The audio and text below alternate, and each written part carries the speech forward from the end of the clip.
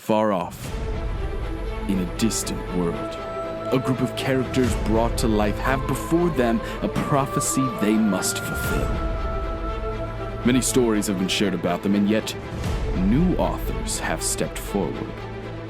This world is meant to be a second chance for creativity and free expression, and yet the poet's license has been revoked as fiction becomes reality. Daniel as Zorro, Alex as Winnie the Pooh, Jen as Vanessa Helsing, Kayla as Alice, Taylor as Dr. John H. Watson, and Justin as your dungeon master. Will this litany of literary heroes be able to live up to their legends? Or better yet, can they write their own? So You Wanna Be a DM presents The Public Domains.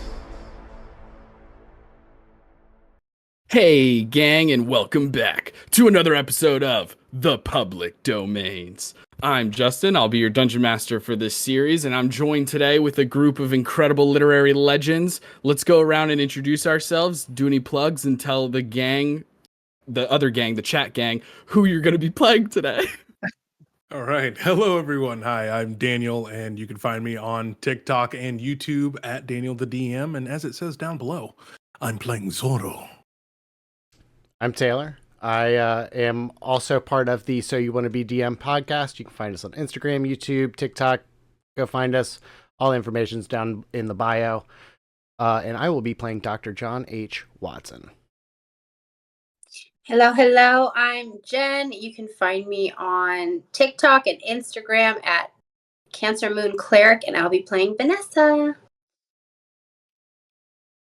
Howdy, everyone. I'm Kayla. I'm one half of the Potions and Potpourri podcast. You can find us under the same name on most of the socials, and I am playing Alice tonight.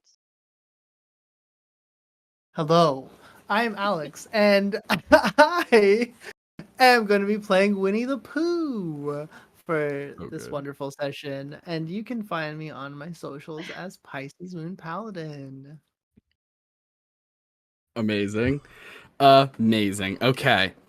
So, before we get into episode 5, let's start like we always start with a little recap.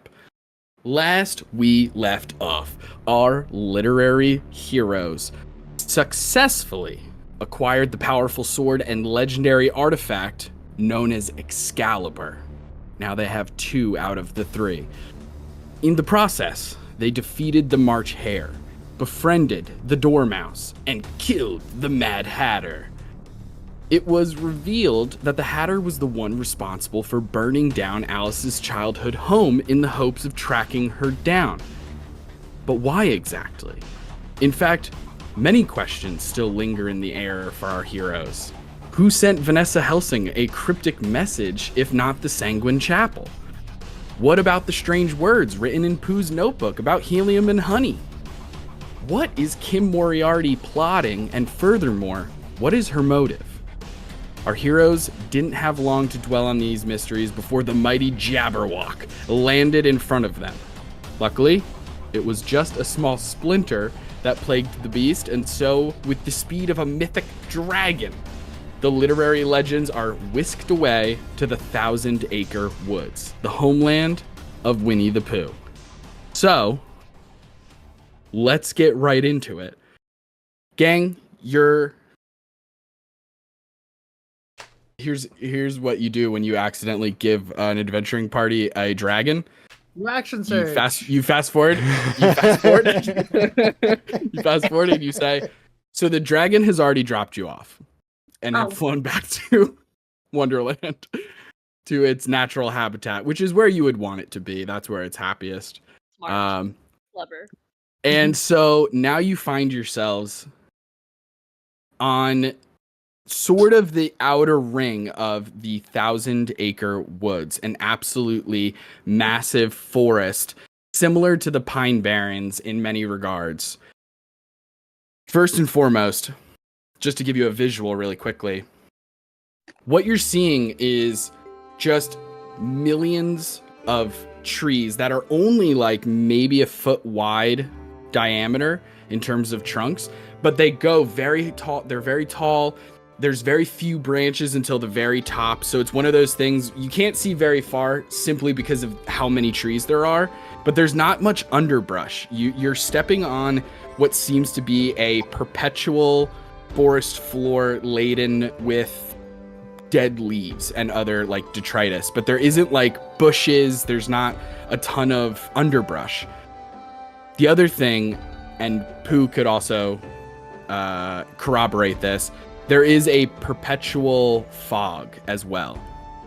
So kind of a low-hanging, dense fog. It's only probably like, let's say, 2 feet from the ground. So it's just coming up to like your knees, maybe, depending on your height. But just about to your knees and below. As you're walking through, Pooh, this is your homeland.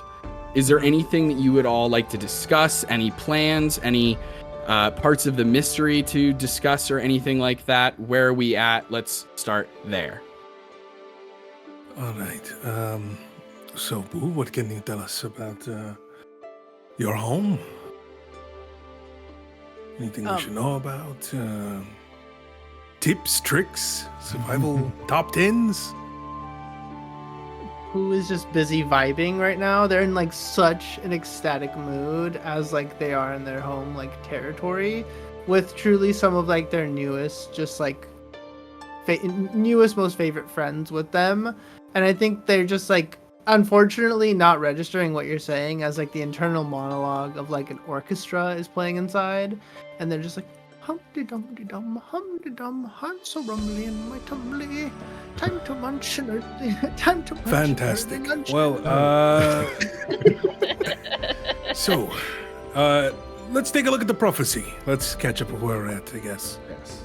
Let's see I here. think So, that would give last us a part. clue, at least, as to what we might be able to expect. It's been a little Right. confusing so far, but it has been coming true. So last part was in the hands of one quite mad, where it's topsy-turvy and good as bad. Oh, it's certainly Finally, a vehicle to join the sky above the clouds, higher to climb. Zorro, this is my favorite tree. What? Look over here. And Pooh's gonna take their breastplate off and just start rubbing their back along this just massive tree, and just like fully belly out, just start shaking. That looks like a good one, my friend. Oh, join along. Oh, yes, Could the vehicle be, though? just rubbing my hand against the tree. That's a good question. Was it not the dragon? I asked that last time and Justin said no, not the dragon. Right. Okay. So, not that obvious, I guess. Right. You guys don't Right. think it's the Fair. You guys It's not a vehicle. think pretty quickly that it's not the dragon. Well, Yeah, if it yeah, was the dragon, it's that way. Well, Back in its natural habitat. Hot air balloon. Listen, Pooh, who else lives around here? Oh, sorry, Yeah, I was gonna what'd say, does Pooh think that Christopher Robin is still around the woods, or is he long gone? I don't know if Pooh would know where Christopher Robin used to live. Knows that he moved away from there. Doesn't know where Christopher Robin currently is. I'll say Pooh, make a You're an Eldritch Knight. Your intelligence should be halfway decent. Let's say a history check with advantage. Ah, neat. Wasn't expecting the word neat. Well, don't sound too Was- excited. Wasn't expecting the word honking. With a Nobody plus ever. 2, with a plus 2, that's 17. Okay. 17. You know that there is one particular place that could offer refuge, shelter, resources, a hot meal, the kind of in the same similar vein that like the Emerald Inn offered you a little bit of respite and like an opportunity to recharge and get your bearings before the next leg of the journey. You know that there is like a treehouse community called Nottingham. It's spelled very annoyingly. Notyngham. That's very annoying. Hey, Bing it. chat. Okay, Bing it. that's how Nottingham was spelled in the OG Robin Hood. Okay, Don't you dare hit Google. You Bing it. just Bing it. That being said, you know that is a option, but it's a decent amount of travel to get there. You also know that you could get better directions and or shortcut, because as much time as you've spent in the Thousand Acre Woods, it's just big enough that you haven't explored all of the Thousand Acre Woods, right? Like when your friends and Christopher Robin and everybody was in town, you guys adventured, but you're not checking out all 1,000 acres, Would right? you say we only explored maybe 100 acres of the woods? That's exactly what I would say. That's Okay. exactly what I would Okay. say. Exactly. No to more. the acre. And no less. Thank you. But you know that there is there's an individual who is somewhat of a local who is a little cantankerous, like one of those people that like is just as likely to be like, get off my lawn, as they are to be like, all right, I'll help you out. I'll give you some advice, kiddo, and that kind of thing. And that would be somebody who goes by the name of Creature, and they live in the Black Lagoon. Okay. Yeah, so I think that like Naturally. while you ask Pooh Bear, they're just gonna be like thinking very deeply while scratching their back on the tree and be like, "Oh, King, what's happening? perhaps we could try our luck at Nottingham Hill, or if you're feeling rather brave, we can try the Creature in the Black Lagoon." Which is closer? The lagoon. Perhaps convenient. Black Lagoon. perhaps Is the creature friendly? As far as I can remember, it's never shared its honey with me. Well, that Is could it- mean a lot of things, Will, as unfortunate as that is. However, what I wonder is if it will take kindly to us just strolling into its habitat. I suppose Yes, there's nice. only one way to try. I'll be as polite as possible, I promise. Oh, you have We the should soft probably put touch, Zorro up Zorro. front. Good Yeah. point. That's a Well- very good point. We should put Watson in the front to trigger the traps. No, I'm kidding. It's a joke. It's a joke. I'll just. Sure. Yeah. There's one. All right. There's one. Flying. Yeah. There's one. Look You out for do that. notice. Yeah. You do notice Watson as you begin to take flight and look down, playing along and looking for traps. Mhm.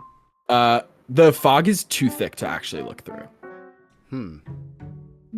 Like when you guys look down as you're walking, you can hear the crunch of dead leaves under your boots. You cannot see your shoes. And this fog is like it's in every direction. It seems to go on in infinite. But with Pooh's help, it is easy enough to traverse until eventually you would be able to see a clearing where obviously there aren't a dense amount of trees, as there is a large black lagoon. I think It to almost help looks out- like oil. It's so black. Yeah, I think to help out my friends, I think because I realized the figurine of Wondrous Power has 3 different figurines, and they're all like have separate cooldowns.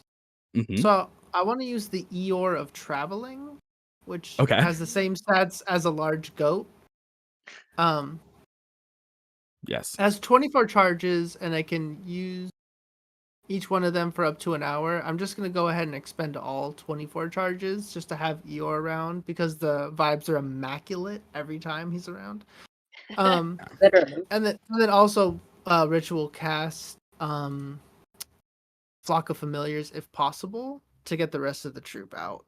You know, we're in home territory. Gang's all We're having a here. good time. I want to maintain the vibe. It's, you know, these are my Mhm. friends. I want everyone to feel as welcome and as happy as possible here. I think I'm gonna try to do that and try to get some, you know, like you know, find some hidden honey pots that I might have left in some roots of the trees, and just, you know, make sure everyone feels welcome and loved. Yeah, absolutely. For sure. So you throw down one of your figurines and it morphs into a larger than life version of Eeyore, large enough for, I guess, a giant goat. Technically, not everyone can ride on a giant goat. But we're out of combat, so I'm kind of cool with it. If everyone wants to jump on to Eeyore, I'm fine with it. But Eeyore appears and says to you, "Oh, you're calling me to do a favor again?" I just missed your face, and we're home now, and I just wanted to make you understand so we are. we're here together, friend.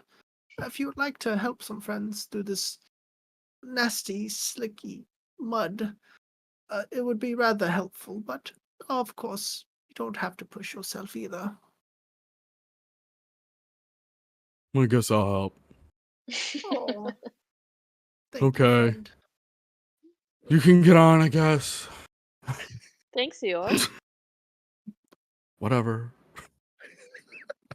And you can get onto Eeyore as it's gonna take the first little bit of journey as you start casting Flock of Familiars, and Piglet, Rabbit, and Tigger appear as well. Piglet says to you, "Oh, geez, bud. Well, look at this. Oh my goodness, the gang's all together again.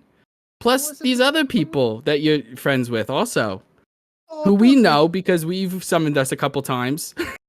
Oh, no reason to make it weird, Piglet. You know them quite well now. Did I make it weird? I don't think so, but I don't know. That one just made a sound. Points right at Vanessa. Vanessa, come on. No, it's not weird. Okay, I instantly trust you. Moving on. You continue to travel through the Thousand Acre Woods, closer to this massive black lagoon.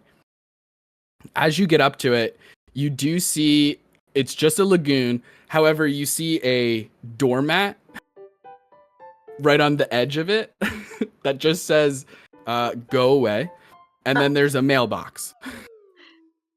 What would you all like to do? Do we knock? Like on the There's nothing to mailbox? knock on. I think I would point over to Zorro and be like, "What do we do here, friend?" Ah, yes. In situations such as this, where you find yourself with a person who does not want to be talked to, you just kind of walk in and see what happens. All right. Oh boy. Okay. Hey. I mean, you could shout. It's up to Hello? you. Vanessa, you begin shouting, and you all begin to hear bubbling from beneath the black lagoon. And as it begins to bubble, a creature slowly begins walking out of the lagoon, approaching the doormat and the mailbox and all of you. And as they get closer and closer to the shore, as the shore meets the actual water itself, and it starts walking up that embankment, you see rising out of the water is a fish-like humanoid, as you see creature from the black lagoon that you are all standing in front of. As he stands in front of you all and says, "Yes. What is it? Can you not read my doormat? It says, go away." Thank you. Right. There's mud on it, and I couldn't quite read well. "Oh, is there mud on it? That happens sometimes. Dang it. Doormat. Well, I appreciate you letting me know." And he goes over to the mat and starts wiping it off. No, we can prestidigitate that for you. Don't worry about that. If you could prestidigitate that would be great. Does anybody have prestidigitation? I got it. Okay. Pooh cast it. Okay. Fantastic. All right. Well, I don't accept solicitors. I don't know. I'm not big into faith. What is it you all want? You can't possibly all be selling baked goods. No, we're here on an adventure. We're more so in looking for directions. I won't be wrapped in another Ponzi scheme. Is that that's what good this to hear. is? No, there's no pyramid scheme here. Have you seen a sky ship of sorts recently, or new residents coming in? I have seen some strange new people I don't recognize. They're not locals of the Thousand Acre Woods. However, I can't say exactly who they were, merely what they looked like. I saw a large collection of beings who looked like they were without horses but had huge heads about them. It's not us. They were horseless headsmen. I saw a bunch of them. They were sort of walking very slowly through the fog, dragging one foot carefully behind them. But they Total seem to or just one- be sort of mindless. Do you don't mean think we want to one meet foot them. total or 1 foot for each head? Oh, I mean, yes, each individual person seemed to be dragging one foot, sort of sliding it across the floor as they were walking. Shuffling, really. But I don't know. They didn't bother me. I didn't bother them. Then, Okay. a couple days ago, there was some sort of earthquake. I didn't like that. I made sure to shake my fist at it. Like this. Which direction did the one of these earthquake come from? Which direction? Well, you said, did you shake your fist in a direction? Oh, I was in my home. Right. I was in my parlor room. Did you hear any loud noises or anything, or was it just Other than the earthquake itself, sort of a rumbling. right? A cardinal It was- direction of some sort? I mean, it's sort of, I guess. I suppose if you head just a fur piece down the road that way.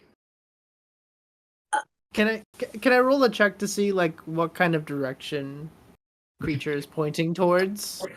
Yeah, go for it. Okay, I'm assuming survival will do the trick. Yeah, survival works. Perfect. 11. 11. Vaguely towards Nottingham, it kind of looks like. We were going to go there anyways.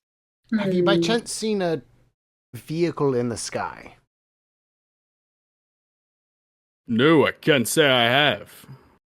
Do you know somebody that would know about such things that we could speak with? Suppose.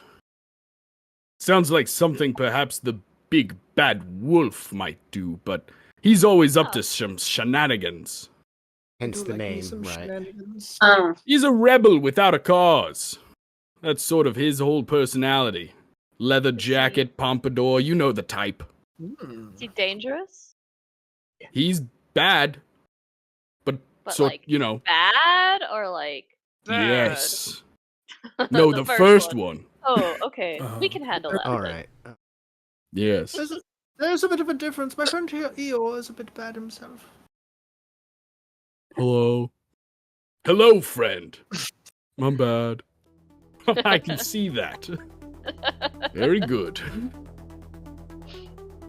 So, I think you said you Daniel, are you Alejandro or Zorro right now? In terms of Alejandro. appearance, at least. Oh, in terms of appearance, it's Zorro outfit, but the mask is down. Mask is down, okay. Yeah. He looks at you and says, You there. You said that you were looking for directions, instructions. What did you... Yeah, I mean, is there anyone else around in this area? I mean, it seems pretty barren. There should be. Oh, my only- instructions aren't good enough for you? My directions aren't good enough? You seem to know something I don't know? Hey. No, that's not what I was saying. We were just looking for as much civilization as possible. Because, like I said, we're looking for a big ship. So someone's either hiding Right. it somewhere in this forest. So we should, talk to as many people as we can. This is not a slight on you as a person. So I just wanted to make that clear. I didn't want understand. you to have this You know what? feeling of That's fair. disrespect. We came to your house, so Right, this is true. My sign had mud on it, so you didn't know to go away. For this I will forgive you. My But- neighbors.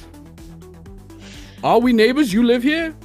Have we Yes, met? right down- Well, you screamed at me when I left. Oh my Frisbee God, in Pooh my Bear, is that you?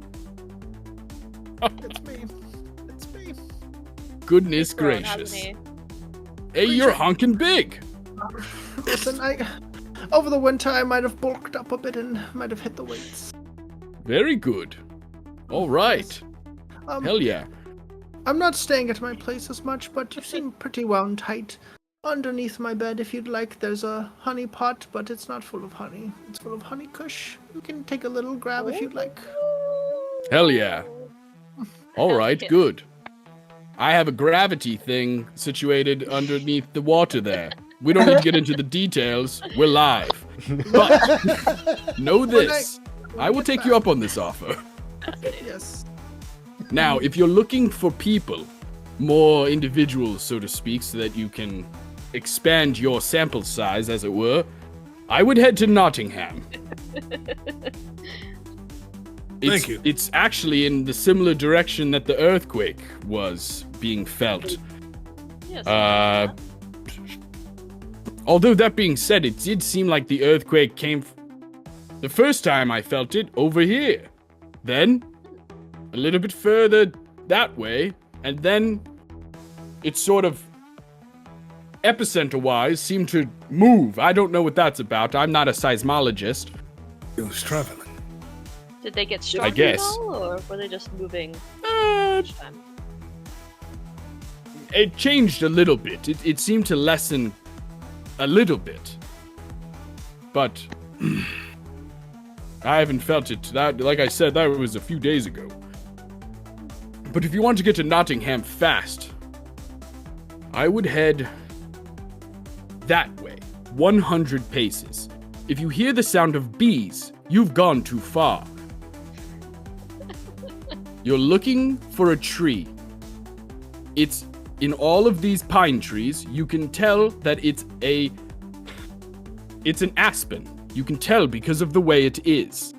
Once you find that, Of course. hang a Ralph. All right? Oh, fuck you, Justin. King Ralph. Hang a Ralph. Then Who's Ralph? you're gonna it's a Yeah, you hang you around. hang a right, a Ralph, and then you're gonna hang a Louis. You know No, what I we're not. mean? Are we hanging people or no? Like I No. get paid What do you extra for mean? You're gonna make a turn. You're gonna turn right, Ralph, left, Louis, like that. Zorro, should we go? I understand. Yes. Yeah, All right. and someone However- else is gonna. I live in a city. I don't know what an aspen is. I already I know we're certainly not don't. in You'll You'll be be able to the tell paper on because the of the different way it types of is. trees Because of the way based it on is. the- Oh, okay. I already know the Neat. directions. All right. Very good. So, once you find all of that stuff, Mhm. then you're going to want to. You're going to see a tree that has a small door on it. It looks like a jack-o'-lantern. Ignore that. You do not want to go into that one.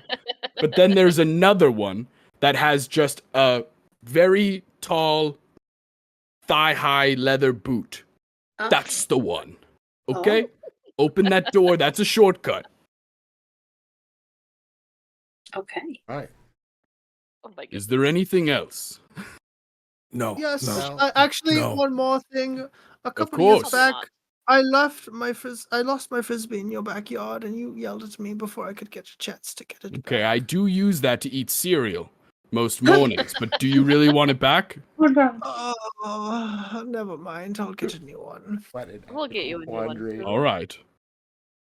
Oh my god. Have a good day, sir. Thank you for Yes. letting us disturb you for a few minutes. It's all right.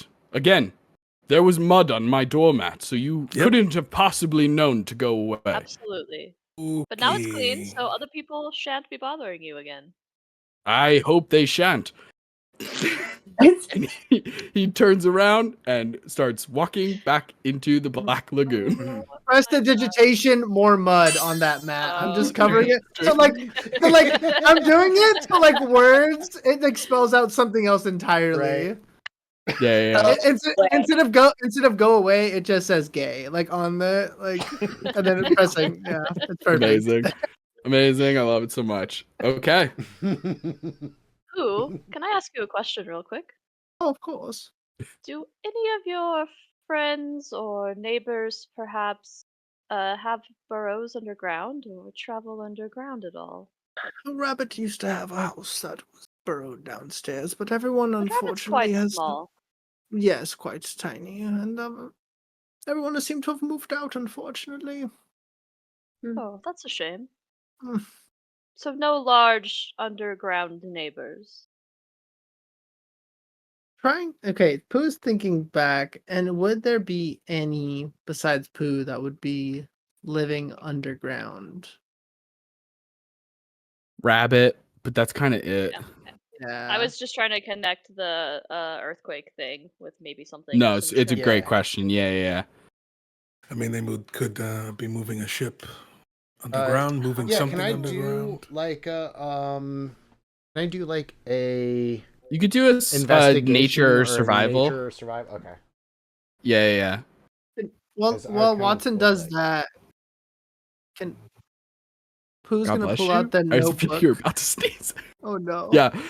Pooh's gonna pull out their notebook and look at the page again that says how heavy is helium and honey, and can they do? I guess an investigation roll in regards Yeah. to like, yeah. Okay, cool. Mm-hmm. And then could I have the world's third greatest detective help me out here? Piglet is on it. Pig, thank you. I got your back, bud. Thank you. You see, like Piglet does that like cartoon quick change where they turn in a circle like Tasmanian Devil really quick, and they're wearing an identical outfit to Watson. They have the little double hat on. They have a magnifying glass. I got it, bud. You look quite Um, dashing in that. Hey, right back at you, big guy. That's gonna be a dirty 20. So thank you, Piglet, because that would have been a 2 otherwise. Incredible. Guilty. Oh, that's right. So I rolled an 8, but I'm going to use my first portent roll to make it a 14. So 16 Ooh. total. 16 total. Okay, cool. Okay, I'm gonna do this first. So 16. Did you do nature? I did, yes, Okay. because it was nature With a survival. 16 and- Yeah, no doubt. Okay, cool. So the with a 16, you are piecing together. It doesn't sound like a natural. You guys are all kind of guessing that already. It's not a natural earthquake. Right? The Right. fact that it seems to be moving and it's like lessening and stuff like that. It's happening in succession. I think with a 16, you might pick up that it seems like something. I think Zorro was the closest, but still a little off. It sounds like something incredibly big is moving, Okay. but you're looking at the creature from Black Lagoon. It could not be an earthquake at all. Right. It could just be the ground is shaking a little bit as something is moved or moving. Right. So the idea that it has to be underground, not necessarily the case. I think some large creature has come through this area. Might have been footfalls that our friend was feeling the other day. Oh, interesting. Perhaps we should keep an eye out for indents in the earth that could denote footprints or something similar. Yeah. See if that theory holds up. Safest thing for us to do is get to Nottingham. Oh, Yes. So, Pooh with a filthy 20, thinking about this piece of information that called out to you in episode 1, back in the treasure chest all the way at Skull Island where you found the prophecy to begin with. I think you would know what helium is. You know that helium is an item or a material, a component, a chemical that can be used to make things float or fly, depending on your verbiage. And I think so that sticks out to you big time. You think, in fact, that might be related to the third part of this prophecy, to the third artifact, the flying apparatus itself. It might be something that is using helium as its main buoyant component. It's a giant bumblebee. Zorro, I think I have some Watson, Zorro, everyone, please come here. I think I have some information. I don't know if you remember this notebook from when we killed that rather large gorilla. Yes. I've been pondering this scribble for quite a while. It says, "How heavy is helium and honey?" And it clicked to me a while back, but back in my party days, I remembered what helium was, and well, it's something that can make things float. And you were talking about a flying apparatus of some sort, and maybe someone's doing something diabolical to my honey and putting helium in it to make something fly.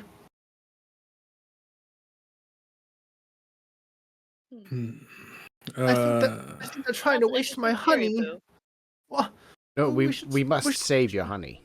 We should That's put a on the stop list. to this. That's on the Of list. course. Oh, It's egregious. Absolutely unthinkable. it's so unnatural. And yeah.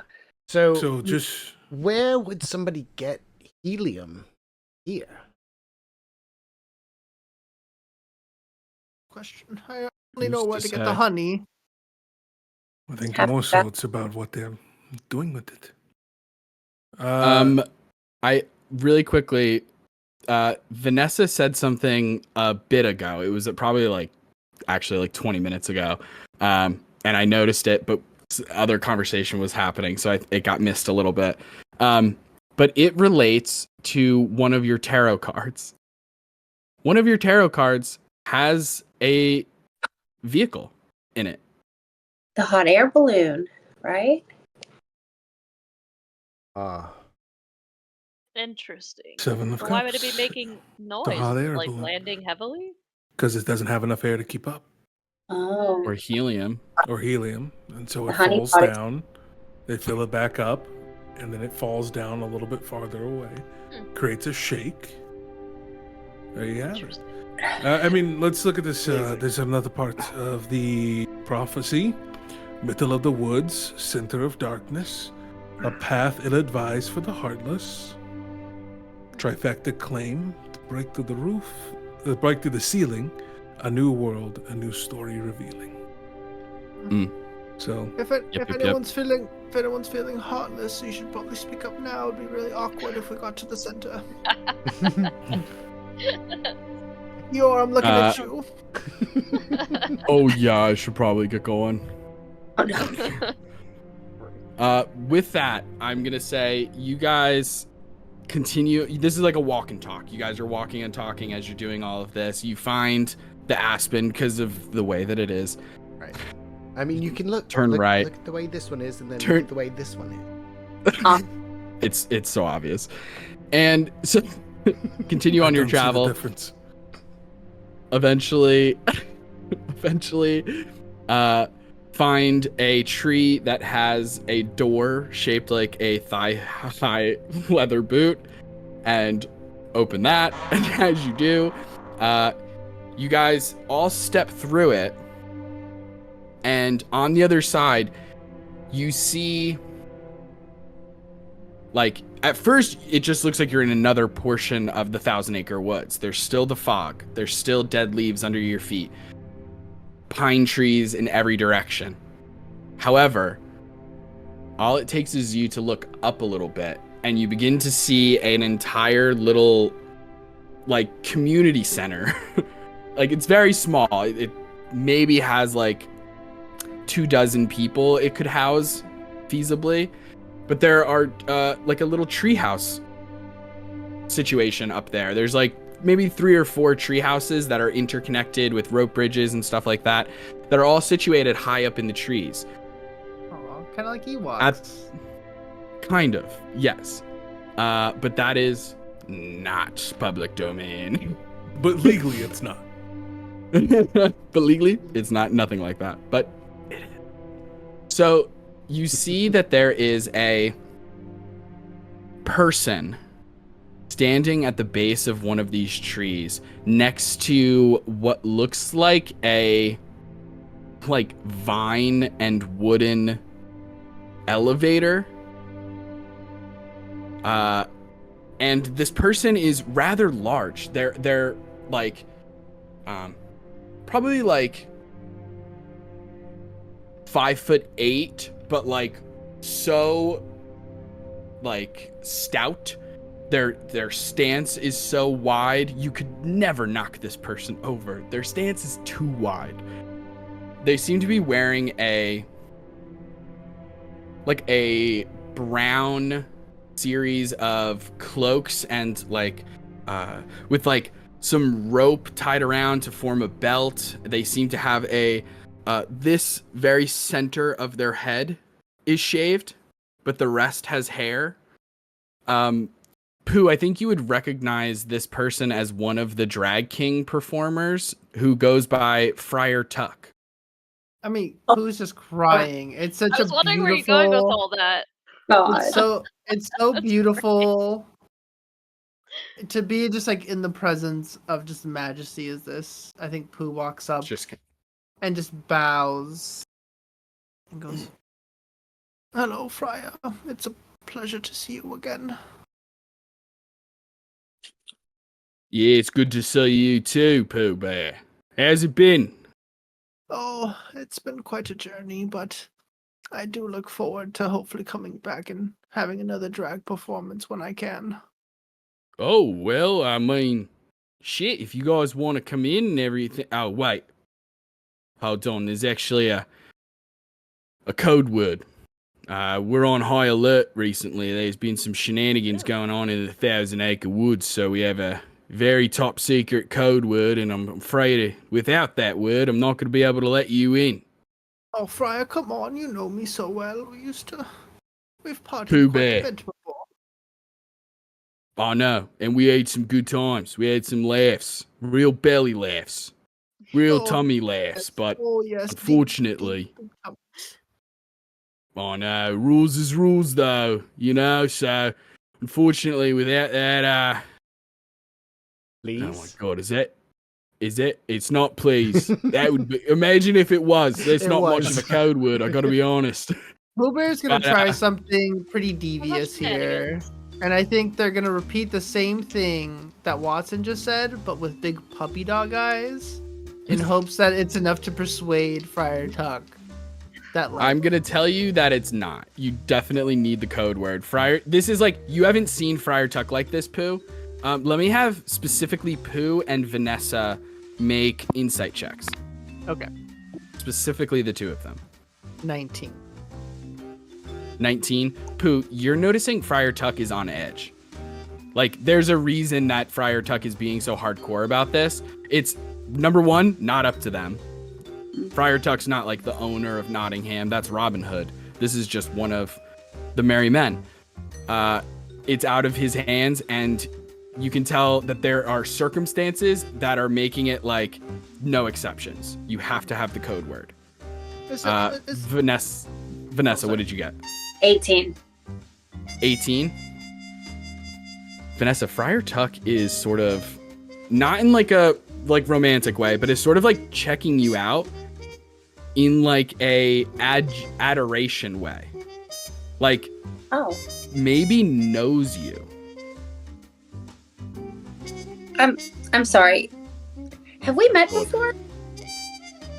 No, of course not. No. You definitely don't know me. We haven't had the pleasure, but I've... God, this is embarrassing. I've heard of your work. You're Vanessa Helsing, right? Yes. Oh my god, I'm a huge fan.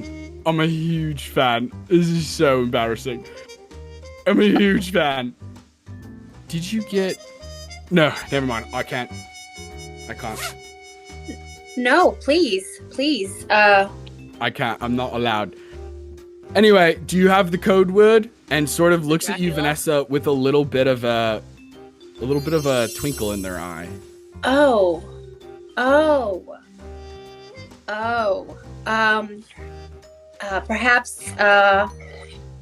Perhaps Sanguine? Oh my god. Yes! You got it! Incredible. That was you? Push, Yes. grab Well, up it wasn't. Vanessa and do like a celebratory hug. Like, Yay! Yes, it was. Well, I wasn't the one who sent it. Technically, Skaithlock is the one who sort of put it in your pocket. But listen, everybody come upstairs. There is so much to discuss. And put you guys all onto this elevator system. Lots of good fly, right? I was just about to say, like, Absolutely. Yeah. I could have just flown up there See you at any later, point. suckers. Yeah. Sir. I disguise self back into looking like Alejandro. Okay, awesome. And with that, flight or elevator, you all manage to get up to the main building of these tree houses built on the top of the Thousand Acre Woods, and you have arrived at Nottingham. As you all enter, you see a beautiful stage, ruby red curtains that are drawn to the sides, lots of chairs and tables, a long bar, all built into this magnificent tree house.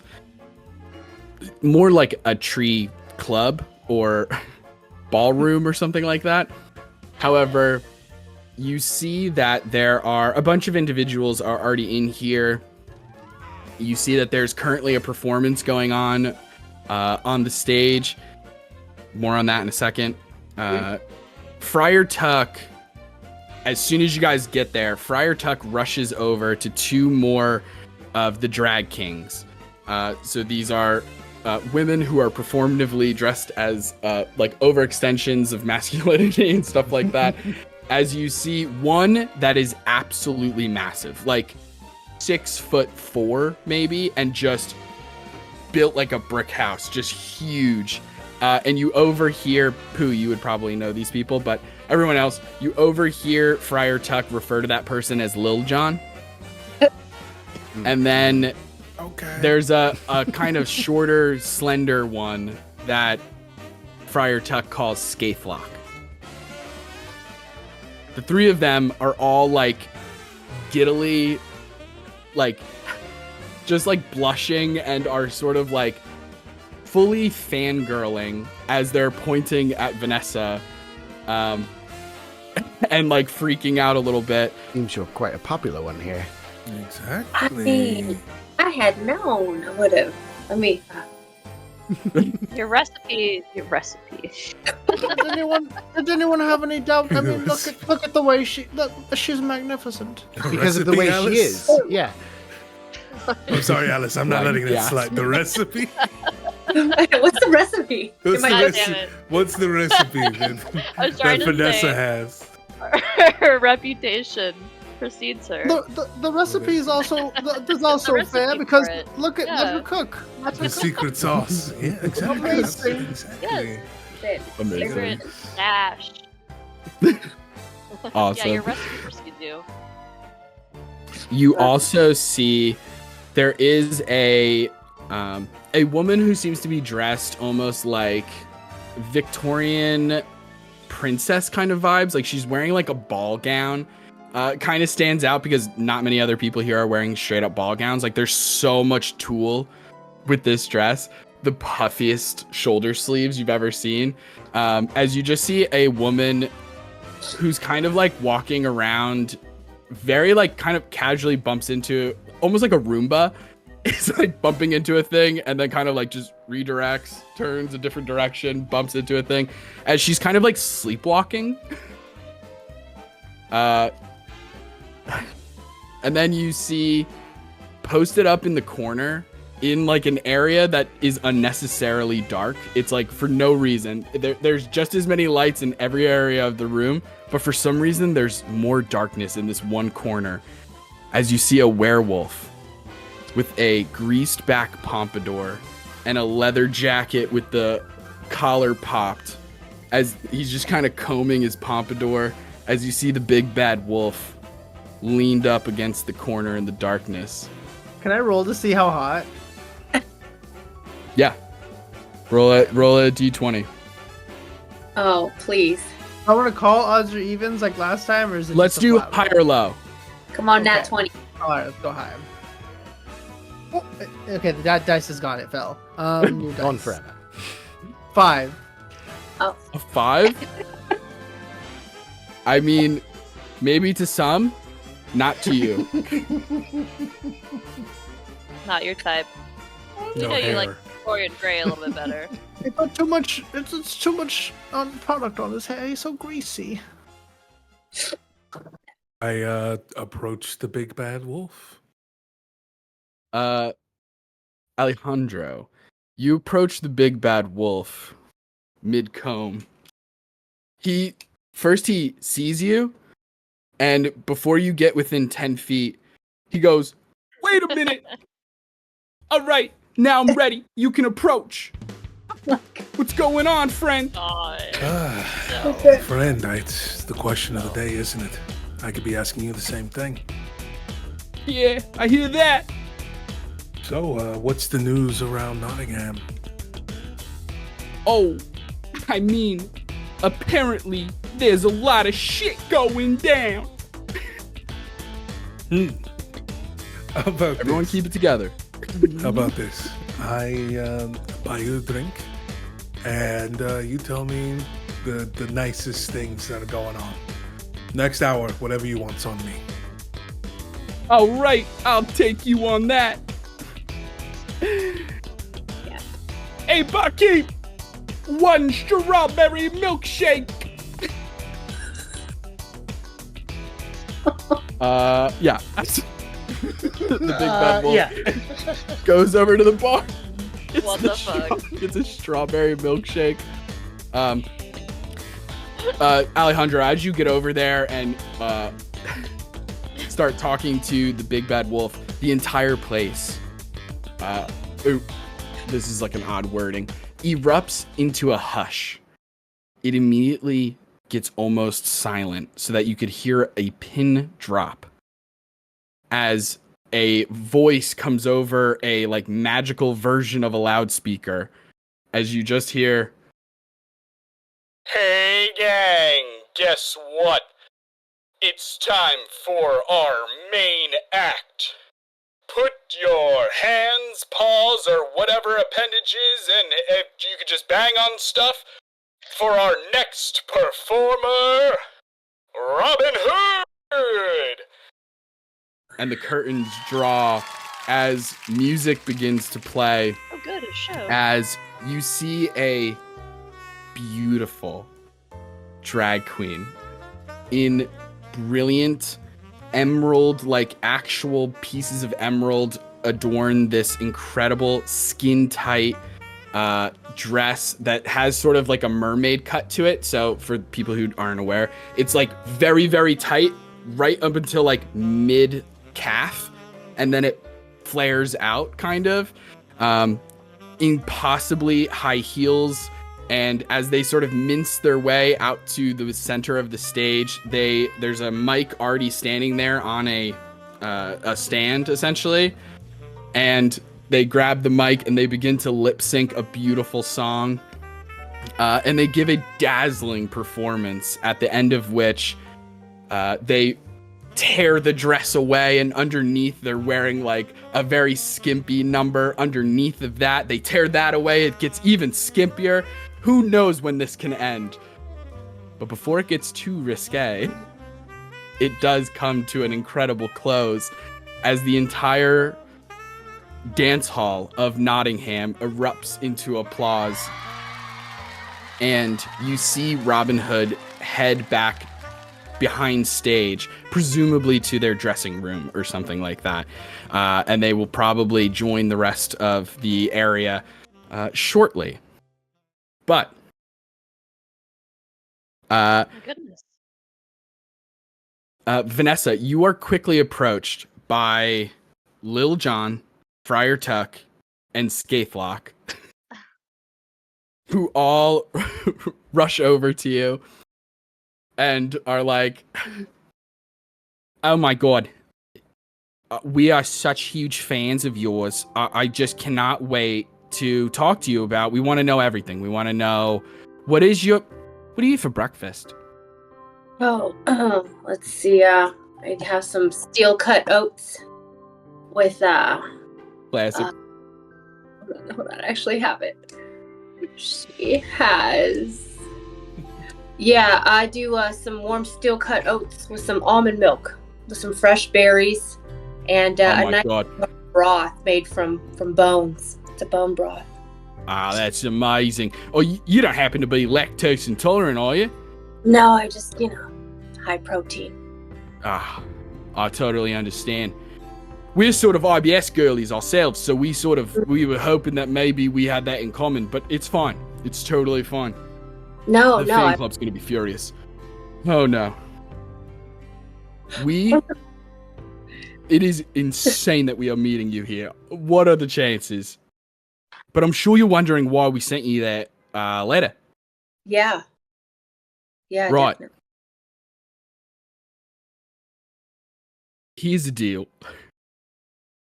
We sort of recently became acquainted with a certain vampire named Dracula. I'm sorry. What? Oh no. Yeah, we're sort of followers of Dracula. Casual name drop. Can I mean, am I within like earshot? Can I roll an insight check on these folks? You may roll an insight check. Yeah. Okay. Why would you do that on purpose? Oh no, it wasn't on purpose. It was sort of you know what I mean? Sort of got bit. It was a whole thing, but now we're sort of stewards of the Dark Lord. Anyway, we heard about you when we were starting to do some research, and we heard about you and your predicament, and we were like, well, that's the dream. You know what I mean? So we just had to talk to you and meet you, and then we started learning everything there was to know about you, although there's not a ton of material out there. But, yes, what is your middle name? Well, it's actually Vanessa. Oh. Yeah, I'm yeah. sort of like a Paul McCartney situation. Hilarious. Yeah. Fascinating. Right, yeah. A lot of people don't know. I go by the middle name. Yes. That is incredible. Well, gosh, just blown away. So, it's partly because of our connection to Dracula, we have sort of come into awareness about this, looks around at kind of how busy everything is, and then leans in much closer and kind of like whispers to you, the prophecy. We don't know like all the details, but like we know that there is a prophecy. Right. So yeah, like I said, I don't even know what the prophecy says. I just know that there is one, and that you were part of the sort of crew that was shepherding the prophecies, right? Visions or whatever. And so then we were talking to Robin Hood, and we were like, oh my god, we gotta talk to Vanessa Helsing. She'll have all the answers. And so if you could just stay right here, we're gonna go get Robin Hood, and then you could tell Robin Hood everything. Should we just go with you to... Honestly, that probably makes the most sense. Yeah, we'll just speak with them and discuss it. I rolled a 15 on the insight. Pooh, you think that they are just big fans of... They seem trustworthy and are telling the truth, and probably are just a little... like... they're not at your guys' level. So, like, we used this example back in session 0, but, like, if you guys are the Avengers, they're just protecting Hell's Kitchen. Do you know what I mean? They're defenders or whatever. Okay, like that's the difference. That's the difference here. They're small time. You guys are big time. So not going to be the most help to you in a legitimate way, but could be. And cut back over to Alejandro, and the big bad wolf. Mm-hmm. So yeah, I was saying, my ex-girlfriend Sandy, freaking broke my heart, man. Just Freaking started dating this guy who I don't know. He throws a ball real good. just Whatever. puffed and blew the doors down to your heart. Yeah. That's what she did. Exactly. I see what you did there. She sort of took my thing. Anyway. Yes. But yes, like I said, you seen anything lately of interest? Oh yeah. I heard that there was this crazy sort of scientist or something, some kind of real thinker, you know.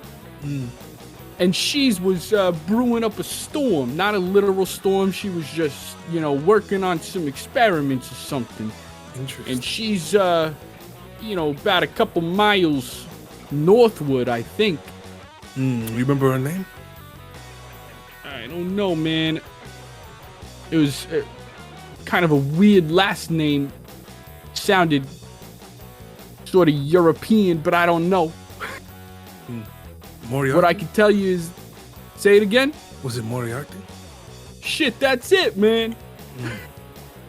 Dang, you know her? I don't know her personally, but I know a friend of mine who's entangled with actually has. They entangled? I don't know. Regardless, I know they're a nemesis. But Okay, beyond I think that, I it's actually nemesis. don't know that too. But besides that, I don't know the full extent of their relationship. That my friend is very closed off about certain parts of their life. So, Oh man, that makes my heart sad. well, we don't need that. So you fill that sadness with sugar from milkshakes on me. Another milkshake, Rory. And you see Another that one, sleepwalking yes. girl behind the bar just bumping into things. It just kind of like, yes, right away. Begins to make a drink as you see Sleeping Beauty has learned how to sleepwalk and talk and is the bartender. Phenomenal. Just fixing things together, but also knocking over half of the things she makes. And I catch up with the party and look at Vanessa. So, what is it like to have a fan club? Welcome to Vanessa the got world of the famous. wheeled away. I'm not, I'm not on your level, but I want to try something. And she reaches into her bag and she pulls out the giant gorilla's tooth and turns back to the kings and be like, well, I mean, I could tell you guys the story about how we got this. And I hand it to them. You guys can take this back to the fan club souvenir. Oh my god. It's a genuine Vanessa Helsing article. The miller's son is never gonna believe this. We've done it, gang. We've collected a genuine article. Please, Vanessa, can you sign it? I'll definitely sign. And she signs it and then kisses it and hands it back. Oh my God. Best day. Discord completely cut that off, but we all heard it. Best day ever.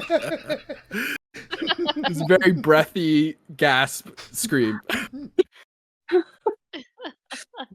As they all rush towards you just see a singular door that seems to be built into the actual tree trunk itself that has a gold glittering star on it that just says R.Hood in the center of it, and one of them rushes over and opens or cracks the door open, and he's just like,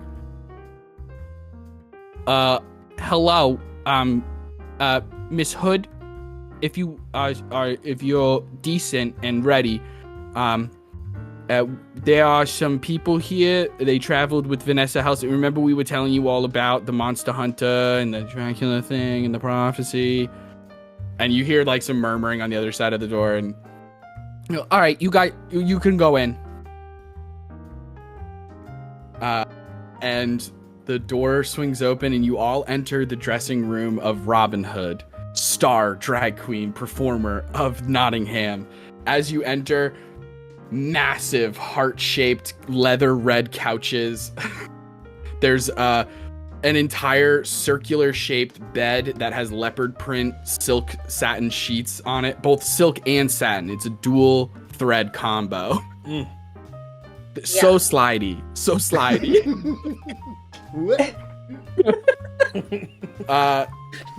There's lots of mirrors everywhere and stuff, and shag carpet, and you see one of those like room divider accordion things, and as like parts of the outfit that you saw Robin Hood wearing are being flung over top of it and are hanging over it, as you like can just see the silhouette of a person getting changed.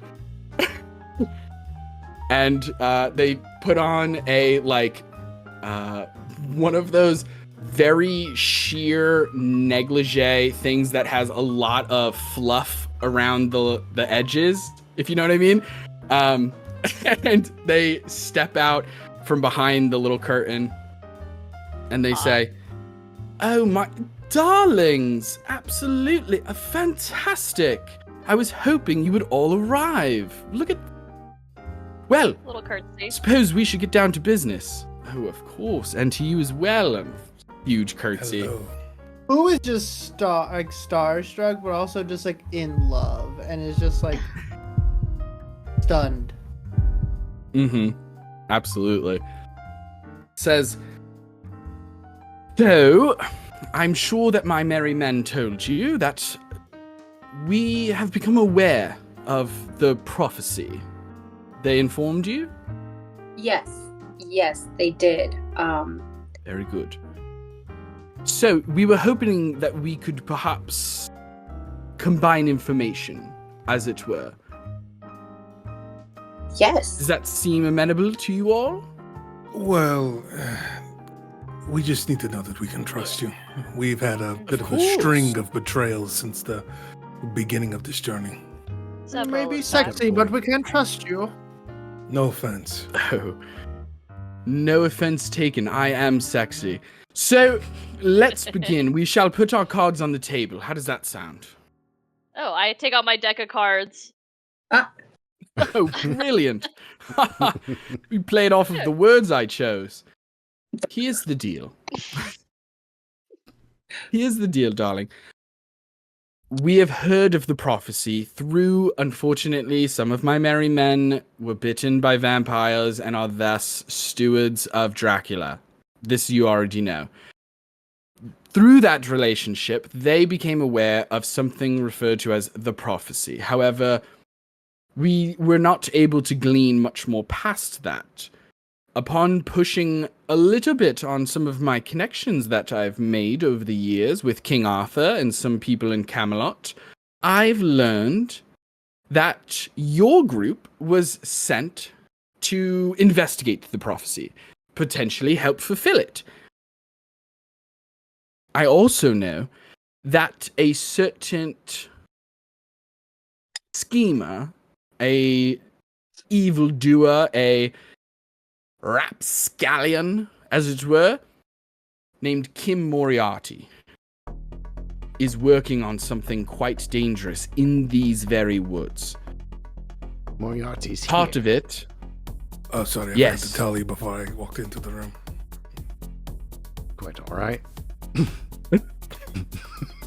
My bad. Things move kind of quickly. I don't know what you want from me. You seemed very taken with the big bad wolf and his milkshakes. Oh, well, no, I wasn't trying to. He just kept talking. Are you having a tone? What What is character? this? What's going on?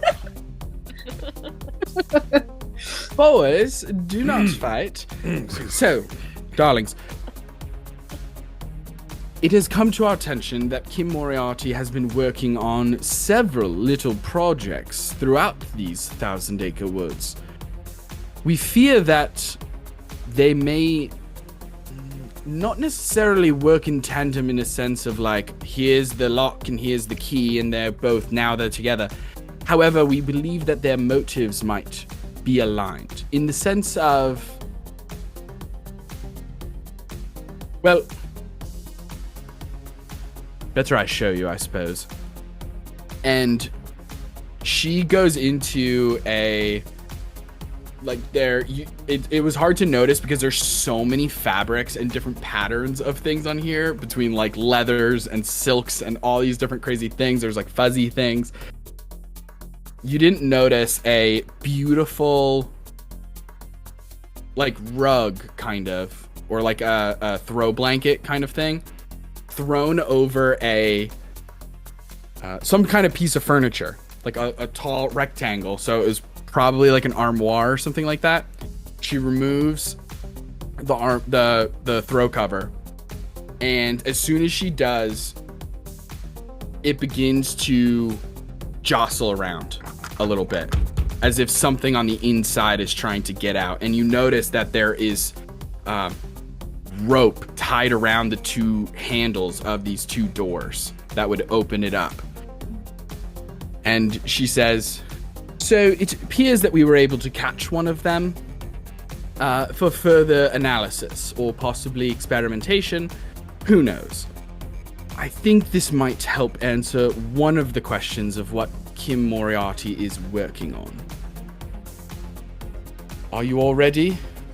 As she goes over to it. Crossbow. Excalibur. Gun ready with Eldritch Blast. You're holding it like John Wick, like Oh so yeah, close I'm to in your close body. quarters combat. Yeah, up here, right here. I love that. Okay. She looks at you all, and as you guys are all preparing for whatever is happening, opens up, like undoes the rope, and as the door opens, you see a full-fledged zombie exit the door and immediately start shambling over towards whoever's closest. What are you all doing? I'll grapple the zombie immediately. Scary. Incredible. Make an athletics check. Okay. Give him a hug, Pooh. I rolled pretty good. 22. Okay, that beats a 7. You grapple the zombie. We'll say that you... Are you, like, grabbing it from behind? No, this is more of like, I don't want, it's like, this is gross, I don't want it on me, so it's like just picking up from underneath the armpits and kind of lifting up kind of a grapple. Like when you like disarm a cat or something, of just like... Yeah. The big difference is that this is one of those cats that does not like being held and is fully like swinging its arms and is like trying to like bite at you. But it seems to be for the most part like contained. But Robin Hood sees this all go down and says, so that's sort of what we've been dealing with here in the woods. But we have reason to believe that she's actually working on something else. I believe, I don't know exactly what it's for, but she seems to have gathered every single red balloon that could be found in the entire Thousand Acre Woods. There are 99 of them. I was just going to ask. That's not a good sign. Probably more than that. I think that whatever she's working on, it requires a hell of a lot of latex? Is that what balloons are made of? No, right? Something else. Polyurethane? That sounds right, but I don't think that's right either. Sounds like a stretchy word. I don't know. Anyway, whatever balloons are made out of. Yeah. This may sound like a silly question, but do you know what's happening with our natural reserves of honey? Oh. Oh. I do believe she is also... I don't have proof of this, Pooh, my friend. However, I do believe, my darlings, that she could be responsible for taking all of the honey. Would it be possible for Pooh to just rip the zombie in half and just respond to this? Mm-hmm. Yeah, absolutely. You fucking did what? The legs are moving. The legs are moving. The legs are moving. Stomps the legs. Just. It's okay. Well, And- that was actually quite hot. Okay. We're back together. Okay. So, that is the information that we have. I would love it if you would take that as a sort of olive branch and let me know at least a little bit of what you all know. I have a follow-up question first. How okay. many of these zombies have you found in the? A good number. Really? A good They've number. been- Probably at least Pregnant? 25 is what we have been able to report on. However, it does seem like Moriarty is experimenting. Are they people that you recognize, or are they just random? No. bodies? No one that I've recognized, or my merry men. Curious. Huh. That does not sound good for the woods, though. Yes, it does seem like she is working on other things, though. To zombify or resurrect or whatever. However one creates the undead. What direction is she in? Oh, I should say that she is much further north, my friend. Have any of you made contact with her since she's been here? No, we have not. We've simply been gathering information, waiting for the next Sure. steps to take. Either Very from scary. King Arthur's word, or perhaps you all could send us in a proper direction where we could provide aid. Don't concern your pretty head. I'm gonna rip her fucking head off myself. Okay. Let's Pooh. All right. just table that Just energy. for a gathering all of the weapons and just laying them out to like set inventory of like 2 hand axes. One Uh, pickaxe, Yeah. one Miss glaive. Hood, do you happen to have any spare honey that we could give to our friend just to kind of We don't. calm No. down a moment? We only have so much Oh. now. Well, Oh, you Pooh need it. Bear, I know that it is quite possibly your favorite food. I would be amiss if I did not provide you with at least something to hold you over for the travel. Please, let Would me do this appreciate for it. you. Just shaking kind. hands, just like so Yeah. anxious and upset. Like Okay. So I can say on And- our end, at least in regards to the prophecy, that we're ahead on them on pieces needed Oh, to fantastic. complete whatever this prophecy does. But that's the only leg up we have on them. They have the leg up on people, information. Every step of the way they've been ahead of us, or known Yeah. about the next steps we're going to take. We have collected Fascinating. 2 out of 3 of the artifacts, so I Very think good. we hold some of the power there. All right. So it seems to be some sort of fetch quest, as it were. You're supposed to be gathering items, it sounds like. 3, you mentioned 3, and you have 2 out of them. Yes. Correct. Okay. All right. And you believe, I'm assuming you're being here in the Thousand Acre Woods, and also Moriarty is by no means a coincidence. Absolutely It not. is not. Not at all. All right. Well, and as she is talking to you, there's a very saucy painting of her on the wall, and she moves it aside, and there's a safe. So as she's talking to you, she's like doing a safe thing, and as she opens it, there's just a jar of honey, and she takes it out, and she Oh. gives it to you, Pooh. it's a whole like pot It's like half full, but yes, it is a full pot. It's like a whole Just- pot, but without like makes eye contact as they're passing it to me. Fully just like corks off, maintaining eye contact and just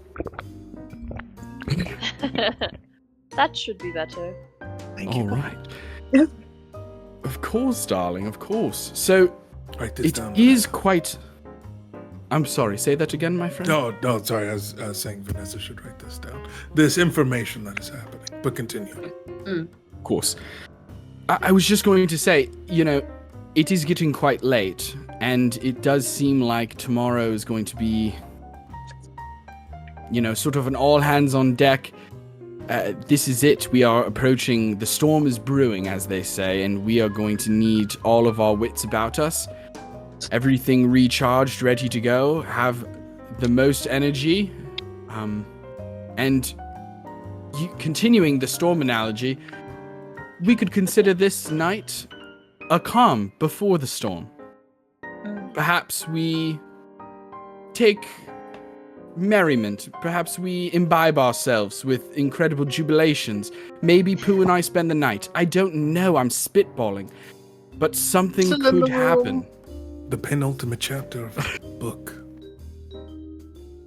Yes, of course, penultimate. I'm a big fan of that word.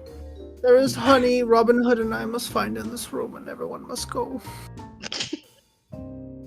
Understood. That's true. Yep. Sounds good. You I'm enjoy gonna it. See what the Watson has gotten Alright. very interested in Excalibur all of a sudden as they're walking out of the door. Deal. Huh. Incredible. As you all leave and the door to the dressing room is closed behind you all, I think the last thing you would hear before the fade to black is something to the effect of Robin Hood going, "Oh, darling, your tongue is scratchier than I imagined." Who has with like that- 10 foot of reach, so it's just far away, like from like the middle of the room. It just turns around, closes the door. And with that, my god. we fade to black and we go to break. All right. And when we come back, we'll continue on our journey through the Thousand Acre Woods. Thankfully, this first half had lots of laughs because when we come back, shit gets so real. Great. Awesome. All right. Hey gang, I'm Justin. And I'm Taylor. We're co-hosts of the So You Want to Be a Dungeon Master podcast. We're two neurodivergent friends who wanted to talk about D&D and tabletop games. But more specifically, we wanted to focus on being a dungeon master. We know that for many people, the idea of running the game can feel daunting and even scary. So we wanted to help remove some of the barriers and fears that prevent people from getting behind the DM screen. It's our goal to make everyone feel comfortable enough to try being a DM. We've got episodes on session prep, world building, combat, homebrew, and more. And we're able to bring all of this to you, gang, because we're lucky enough to be sponsored by Big Milk. Justin, we are not sponsored by Big Milk. I don't even think Big Milk is even a thing. Agree to disagree. Anyway, we have new episodes coming out every Wednesday. Check us out on all the podcast apps. So You Want to Be a Dungeon Master. You can find us on TikTok and Instagram at So You Want to Be a DM. Or email us your questions, stories, or ideas over at soyouwannabeadm@gmail.com. For instance, you can email us your favorite way to use milk. Maybe it's as simple as cereal. Maybe Okay, I maybe have it's in to put a cake, stop to or- this. I have to. Justin, you can't keep inventing fake sponsorships. It's going to get us in trouble one of these days. In trouble? Taylor, I think you're overreacting. It's not as if Big Milk is going to break down our door. Justin, is there someone at your door? Yeah, just give me a second. Hello? Are you Justin? Yeah? Who are you? We're the dairy detectives sent by Big Milk. You're coming with us. Hey, get off of me! You can't do this! Okay, well, that was terrifying. So You Want to Be a Dungeon Master, everywhere you find podcasts. Check us out. Hey, gang, and we're back. And the gang's all here. Last we left off, our literary legends found their way through the Thousand Acre Woods somewhat with the help of Creature from the Black Lagoon, and then eventually made their way to Nottingham, a strange but beautiful performance house and hideout and safe spot where Robin Hood, a drag queen performer, and her merry men, also drag king performers, although we didn't get to see them perform, unfortunately, who were big fans of Vanessa Helsing. Turns out they not only are also connected to Dracula in various ways, but were the ones to send that letter to Vanessa, giving her the code word to come to Nottingham eventually, and it all paid out, or paid off rather. Then we spoke to the Big Bad Wolf. Not super helpful, but fun. We got to talk to Robin Hood and discovered that Robin Hood and her merry men are essentially a smaller, lower tier adventuring party similar to you all. also sent by King Arthur to help protect the public domains, shared a bunch of information. Apparently, Moriarty is collecting red balloons and honey and is stockpiling them somewhere north of here. She is also working on something that can create undead. And she is doing some sort of experimentation, possibly creating a defense unit, an army of some sort. And so, as we spend the night in Nottingham, you all can do whatever you would like to do. We can get into more details in the action surge. Stay tuned, chat, for that. But we know that there was a beautiful fade to black where the screen is the shape of a heart and sort of like shrinks into the screen for Love that. Winnie the Pooh and Robin Hood. And some honey was shared between two new friends? Lovers? Who's to say? That's for Pillow Talk. That's for Pillow Talk, which That's is a after different after. session show. Yeah. That's exhaustion. Different one. Yeah. Hey. 3 points of exhaustion.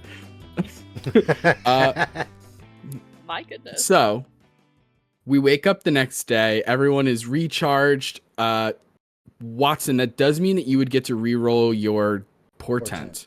All right. I also would like to. I also would like to spend some time. You said that Excalibur requires attunement. Would Absolutely, attempt to attune Excalibur? For sure. Absolutely. Yeah. Definitely can do that. Who, by the way, is holding on to the library card? I think I still got it. Okay. Awesome.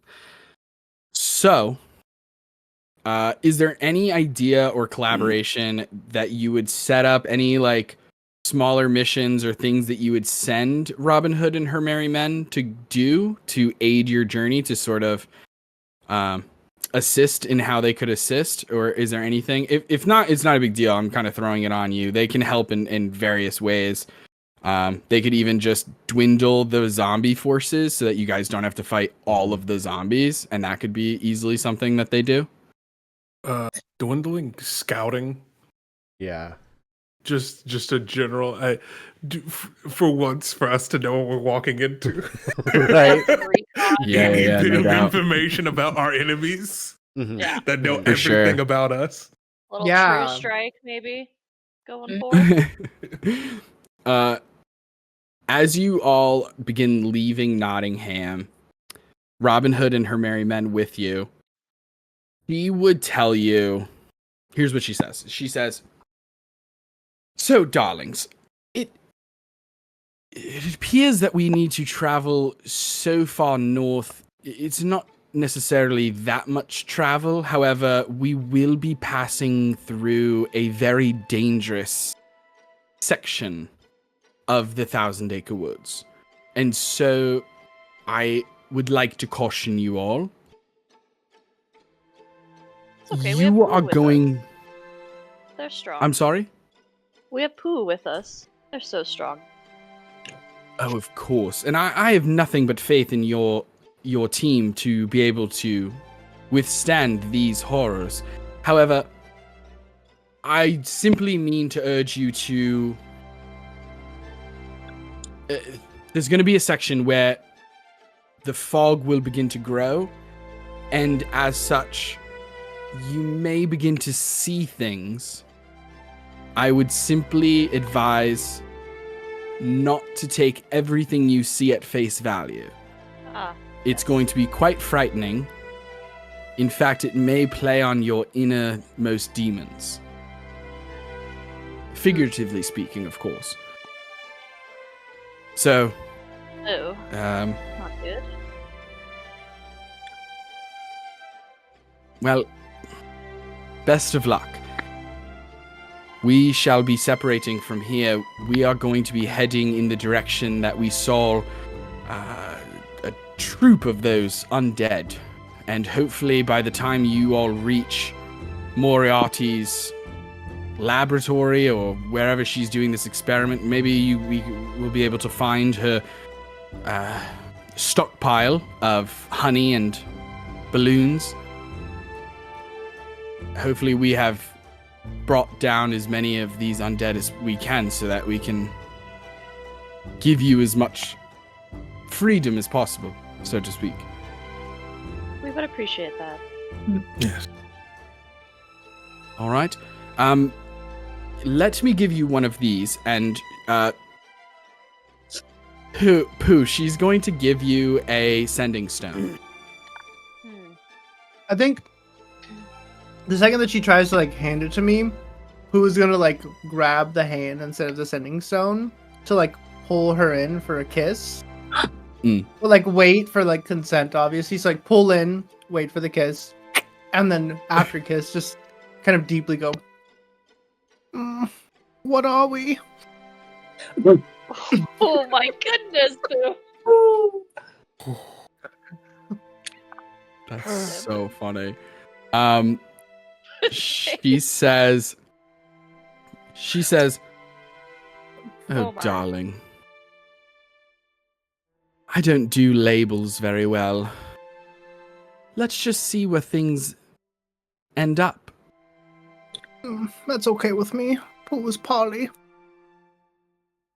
Oh, very good. I know a man. Well, technically they're a creature. From the Black Lagoon.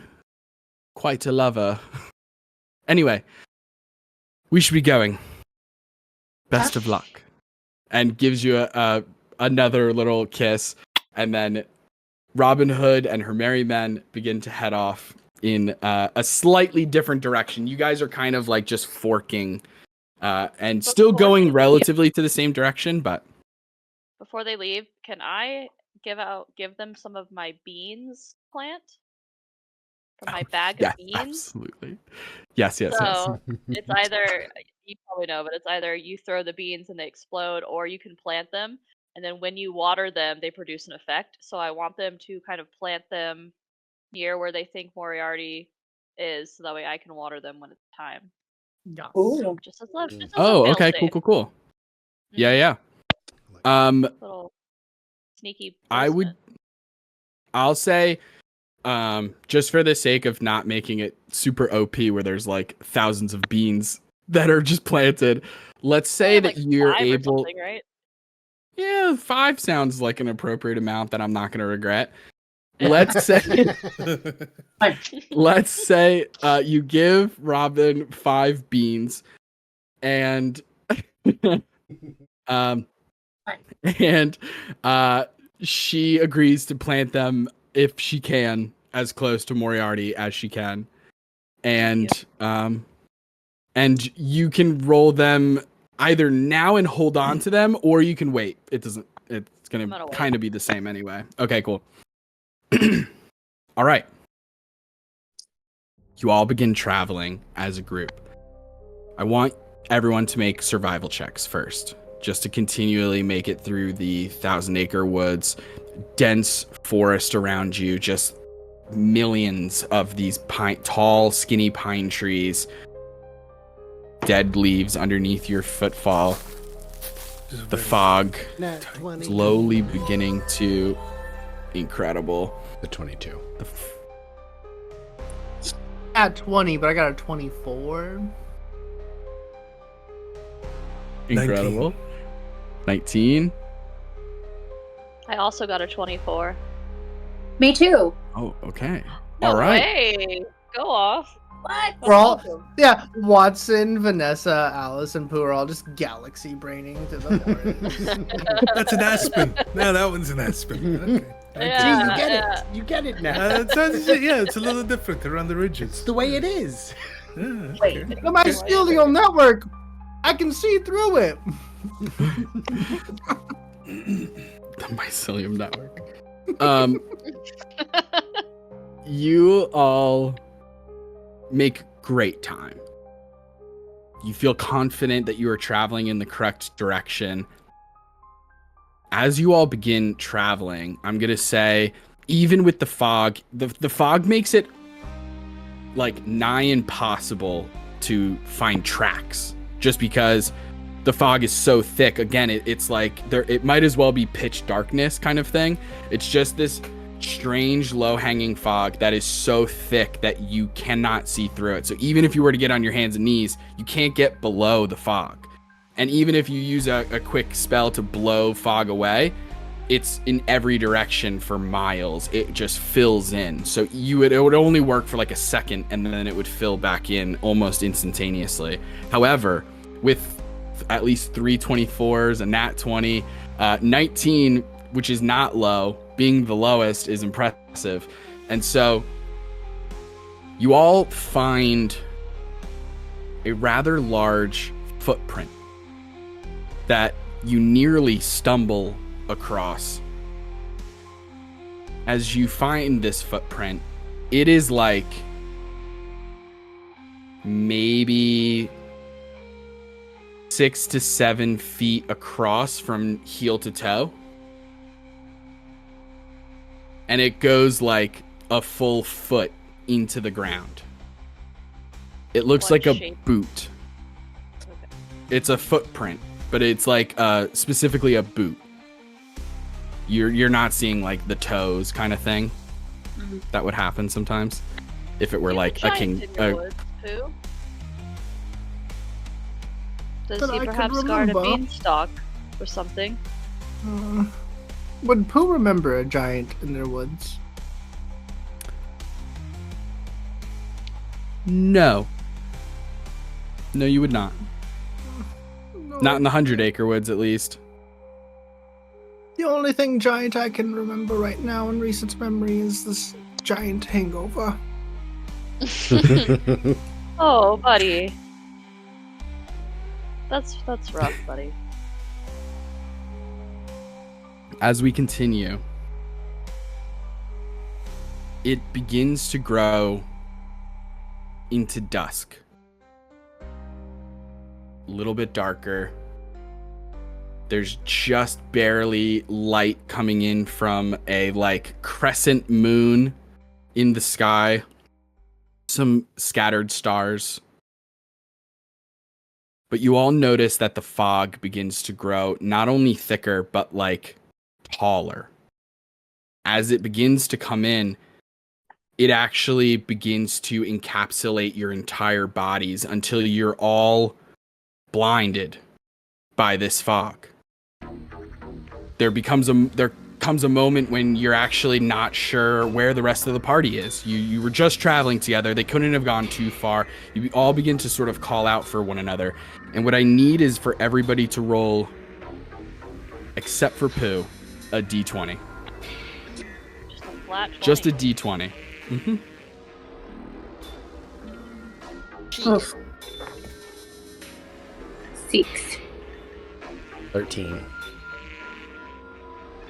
Why am I? I'm so 5. confused. I'm not supposed to roll. Right. No. Concerned? 16 for Alice. Alice, No, you know the woods.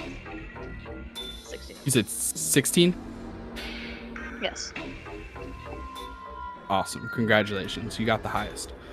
Thank you. So, in this fog, Hopefully. you all begin to hear omnidirectional, which means from every direction. You hear the sounds of scurrying and chittering. You hear squeaking. And you hear swarms of some kind of small creature at the base running through dead leaves, approaching you all from every direction. And as you're looking around, trying to find the source of it, again, blinded by the fog, you also begin to hear a thundering, like a stampede. Very different from the footprints that you have seen, and it's not giving off any kind of earth, like nothing that can be confused for an earthquake. But then you hear, at first you think it might be trumpets, but no. sounds more natural than that. As you all begin to get swarmed first, as these small creatures begin to crawl up your legs and up your entire bodies, as weasels begin to scurry all over you. And then the trumpet sound, wait a minute, elephants. As weasels and elephants from every direction begin to take you over, as these evil creatures, natural friends, bound together through the dangers of fear. And each of you experience a terrible vision. And we start with Alice. Of course. Alice, you find yourself back in your childhood home. You're traveling down a hallway that you recognize, but as you're walking down this hallway, it seems to continually grow longer, like you're never reaching the end of it. But there are doors on either side. What are you doing? I keep trying to take a few steps forward, and I kind of mutter to myself, I'm here, but I should be there. Why can't I get there? And when I realize it doesn't get closer, I try and go through the left-hand door. As soon as you reach for the doorknob, it burns you. The doorknob is burning hot, and smoke begins to billow from underneath the doorway as you realize the house is on fire. You begin to hear from behind you down the hallway, back from the direction you came from. You just hear a terrifying and goofy ass laugh that you recognize to be the Mad Hatter at this point. Mm-hmm. What are you doing? I whirl around and try and find the source of the laugh. If I have my sword on me, brandishing my sword, my rapier. You quickly turn around, pulling out your rapier, but there's nothing at the other end of the hallway. And then you hear the laugh again from behind you once again.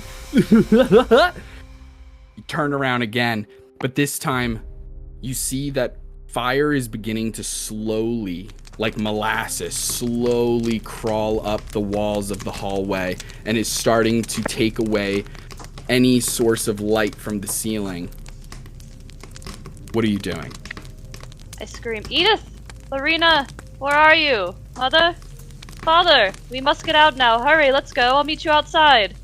And I start trying to run down the stairs and waiting for them to respond to me. You begin sprinting down the hallway. There's a brief moment of it beginning to elongate as you do, and yet you seem to, like, it feels as though almost like you're passing through like a force field or something like that, some sort of magical barrier or even like a psychic barrier that you seem to pass through. And as you do, there is the staircase. You begin winding your way down this staircase that wraps around the main center of your childhood home. All the while, the laughter begins to grow as you hear the Mad Hatter chuckling as they say, The roof is on fire. And as you reach, no, this is scary. As you reach, Yep, I'm as you terrified. reach the front door You're scared. and swing it open, standing before you is the Mad Hatter. And we cut away from there. Oh. Ooh. I know. And we head to Watson. Oh no. Watson, you find yourself in your study.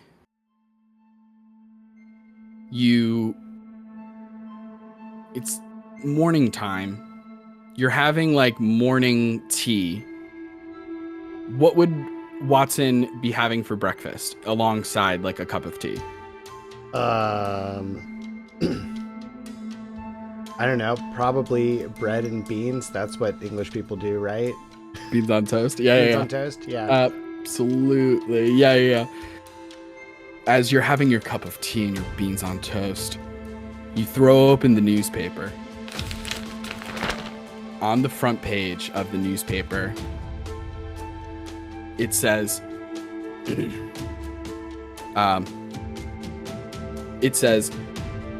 the headline is, "The Baker Didn't Do It."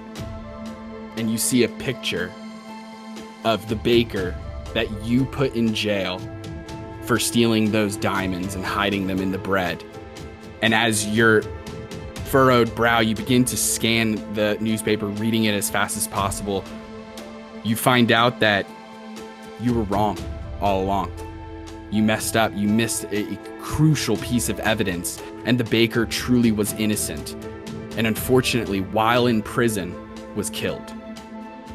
And so an innocent man died because of your decision.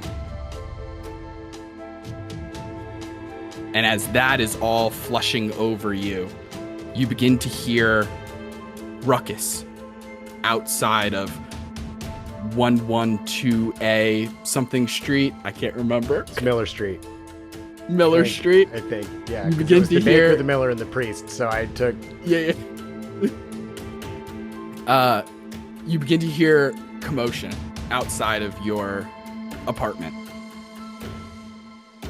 Do you go over to the window to investigate? Yeah. I'll kind of peek my head, like open the curtain a little bit, and just kind of look and see who's outside. You peek, draw the curtain slightly, and you see that your entire block on the street is flooded with reporters outside of your house. And as soon as you draw the curtain even a little bit, they see you and immediately begin shouting, "Dr. Watson! Dr. Watson, what do you have to say about the incorrect crime that you didn't solve, actually, technically? How do you feel about an innocent man dying at your hand, technically, sort of?" I slam And are shouting, shut. Yeah. shouting at you different things. As you excuse yourself, throw back the curtain and embrace the solitude of your apartment once again, you begin to hear off in the corner of your apartment, you hear Sherlock, who says, Who is the real detective?" And we cut away from there. Oh, dude. Even Sherlock was in on it. Watson's fully dead. Just fully dead now. All psychic Man, I damage. can't wait to see all how at it once. goes. Progressively, it gets worse. Great. God damn, Justin. Vanessa, For real. Okay. the first thing you notice is that you begin to become bathed in a red light. And as you try and look for the source of this red light, you see a blood red full moon in the sky. Oh no. And as you've taken notice of it, you begin to transform against your will into a more feral form of your hybrid form. When that transformation finishes, you find yourself in a crowded town square. Not necessarily the one that you grew up in, but something similar. It has all the makings of a town that you would have grown up in. I want you to make a perception check in this moment, and you have advantage because you're in your hybrid form. 14. No, that's not right. I took my lesser one. 11 plus. Where's my 14? No, 14. Okay. Vanessa, you begin to see townspeople being attacked by vampires. Random innocent people in the street are being attacked by vampires. What are you doing? I'm going to fight the vampires. I'm going to protect the people, of course. Okay. You rush over to these vampires. You see them pale skinned, almost like gray, like very light gray skin, sunken eyes, pointed ears, sharp fangs extended as they are just tearing at different people in the streets, and you begin to come to their rescue. You start attacking these vampires. Just ever so briefly, describe to us how you would take out one of these vampires. You still have all your tools on you. I know you're in hybrid form and stuff like that, but... She would, this would be feral and angry. She has a huge disdain for them, so she would savagely just biting and scratching and ripping with her bare hands, as many of them as possible. Yeah. Okay. As you dispatch almost a dozen vampires, eventually the sun begins to rise and the blood moon begins to set. And as it does, your transformation returns back into your normal sort of true form. But you see that those weren't vampires that you were attacking. And instead, you were the monster. And we step away from there. And we head to Zorro. Hola. I've had goosebumps this whole time. Good luck, Zorro. Thank you, Alice. The order you guys rolled these in is insane. Zorro. In all of this fog, in the brief moments where you were able to register that you were being covered by weasels and that elephants were stampeding in all directions, do you think that it would make sense for Zorro to instinctually reach for his sword? Yeah, he'd try to just summon it. That's what I mean. Yeah. Perfect. You summon the hex blade into your hand. And at first you hear a familiar voice, that of your mother, saying, "Ah, mijo, let us take care of these cretins and do what is necessary." Of course, Mama. And you begin slashing out at whatever you can. But then she continues talking to you, and you notice that there are some slip-ups in her voice. You notice that there are moments when they drop the vocal intonations that your mother would always use, as they sort of catch themselves. And you begin to just hear laughter speaking to you from the blade in the same way that your mother has always spoken to you over these years of you taking the mantle of Zorro. As the voice changes, it goes from, "Yes, mijo, well done, muy bien," and begins to shift. "Very good, muy bien, That's right, Zorro. Attack, kill, maim. Do what is necessary." What do you think Zorro's doing in this moment?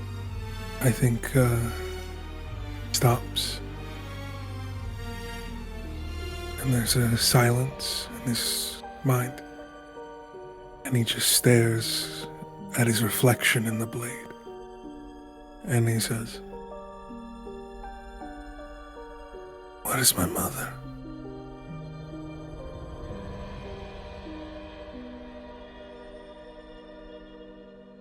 There's a long pause. But as you stare at the reflection, initially just seeing yourself, you see that past your reflection, like the area behind you, begins to change. You're no longer in the Thousand Acre Woods. You're no longer surrounded by fog, but rather, and this is strange, you find yourself in a restaurant, sitting at a table. And as you're seeing all of this happen in the blade's reflection, and so you might not notice at first, but you're sitting down at this table and there's someone sitting across from you. There's a man who has a greasy goatee that sort of comes down to a point, a thin curled mustache and horns coming out of his head, wearing a scarlet red suit with a black tie. And he sits and puts his head into his hands, like resting them. And he says, Well, I see you finally figured it out, Alejandro. Who are you? Well, I go by many names, but you can call me Mephistopheles. Devil. I am the spirit, the demon, inside of your hex blade that has been passed down through your family for generations.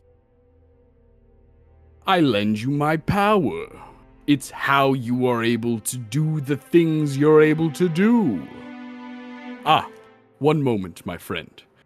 and a server comes to the table, and you just notice that you have a menu in front of you as thick as a novel, each page laminated. This is like a 24-hour diner kind of menu. It is impossible how big this menu is, Zorro. And Mephistopheles looks at the menu, orders huevos rancheros from the server, and the server whisks away. You notice yourself having more hunger than you're ready for. This is not the time to eat. That would be insane for you to order food in this dramatic moment. And yet, there is a part of you that is hungry. But every time a server comes to bring food, they come closer and closer to the table, holding a tray full of food that looks delicious and picturesque. And just as they're about to reach the table, they turn away, and that food is meant for a different table. And they put it down, and you see everybody else in the restaurant is eating their fill. But this table receives no food. Constantly getting close, but never quite arriving. So, you asked me where your mother was. Do you really want to know? Or are you afraid of the answer? I'm afraid I already know the answer.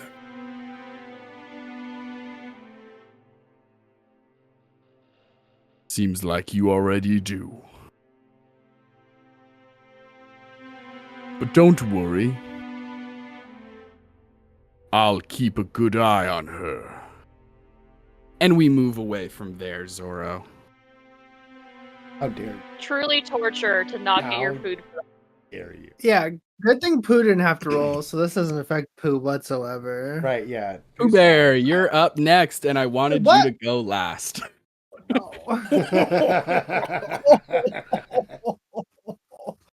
Oh, that hurts.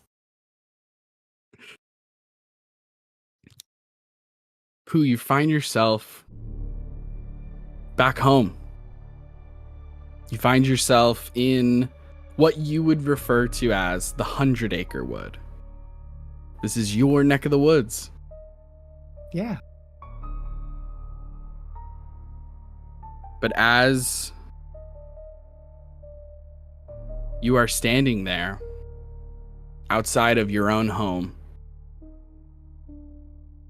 you do hear a terrible rumbling from within as you are hungry.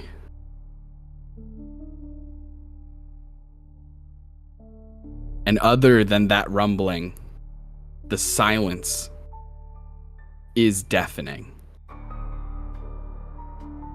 What would you like to do?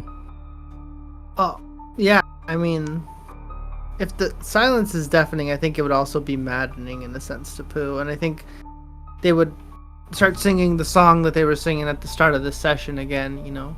Hum-dee-dum, so rumbly, my tumbly. Time to make an early luncheon. And I think just start to kind of like, you know, distract themselves. Bounce along, have a little hop in their step, and just see if... Is Rabbit home?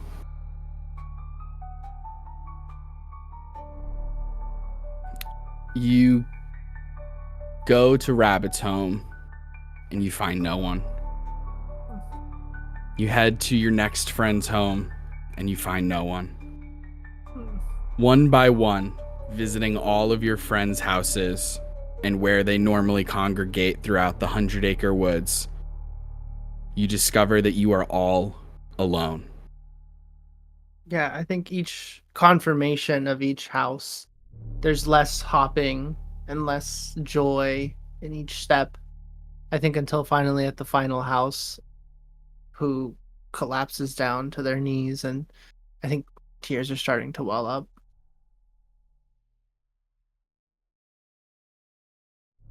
As you sit there, overwhelmed with emotion, you also notice that this hunger is only growing. And you cannot find any honey. As if all the pots have been cleaned out. But just as you even for a split second begin thinking too deeply on just the absolute sadness and desperation of that moment, you start to hear a familiar voice. You hear Christopher Robin shouting your name. Yeah, just Pooh Bear! Pooh! Scrambling Calling for up you. From their knee, just kicking up dust as they do, and just running. I think, yeah, they just feel so small, they feel so scared, they feel so helpless. And they're just running to this only thing that they know to feel safe and comforting. You rush out and begin running in the direction of Christopher Robin's voice. And as you do, you see Christopher Robin wearing a t-shirt and shorts and simple sneakers.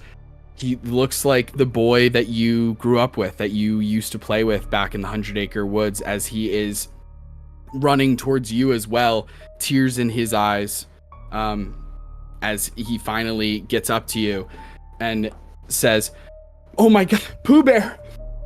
Pooh, where have you been? Where did you go?" So scared, I didn't know where I was. Where's everyone, Christopher? Pooh, what are you talking about? Everyone is still back where we live. Pooh, you left us. You abandoned us, Pooh. Why did you do that? How could you leave us? True, no. I would do such a thing. Pooh, don't lie to me. I was there when you left. You broke my heart. You said that you didn't want to be friends with us anymore, and you left. Just a tsunami of confusion and pain and agony is just washing over Pooh right now, as just like tears are just like flooding down their cheek, and they're just going, "Oh, never do such a thing to me, my friends. I love you all so much. You mean the world to me. You're my life."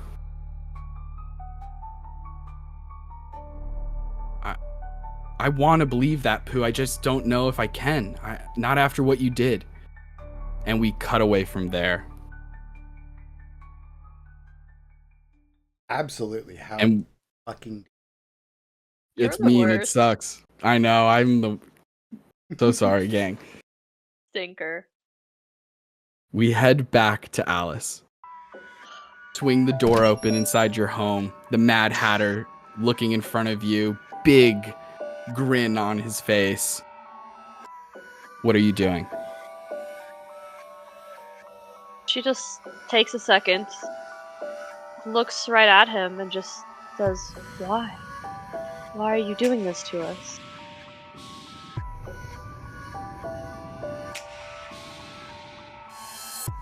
Well, I suppose it started all when Miss Moriarty told me about the prophecy and how one day you would put a stop to our plan. And so I had to find you. I had to kill you. And that's why I'm here. Your family just got caught in the... Excuse the pun, but they got caught in the crossfire.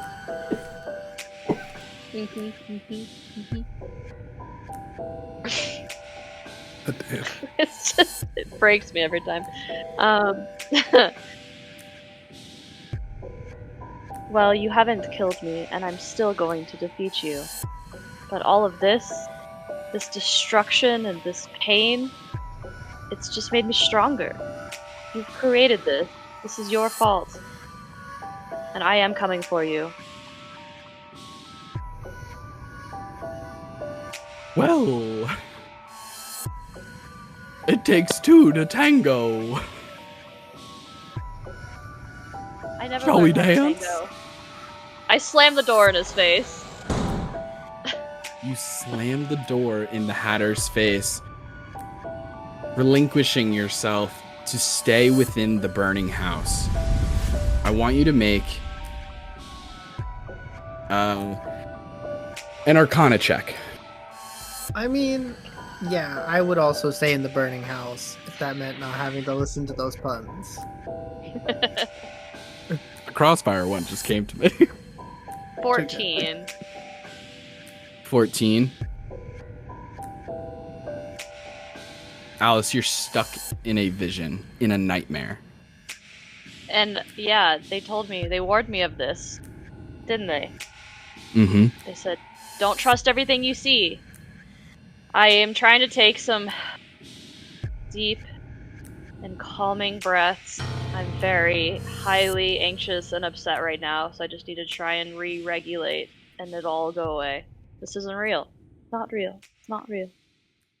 The Hatter begins knocking on the door, but doing that kind of like the Roger Rabbit, like dun dun dun dun dun dun, over and over again, knocking on the door as you're trying to find inner peace in this moment.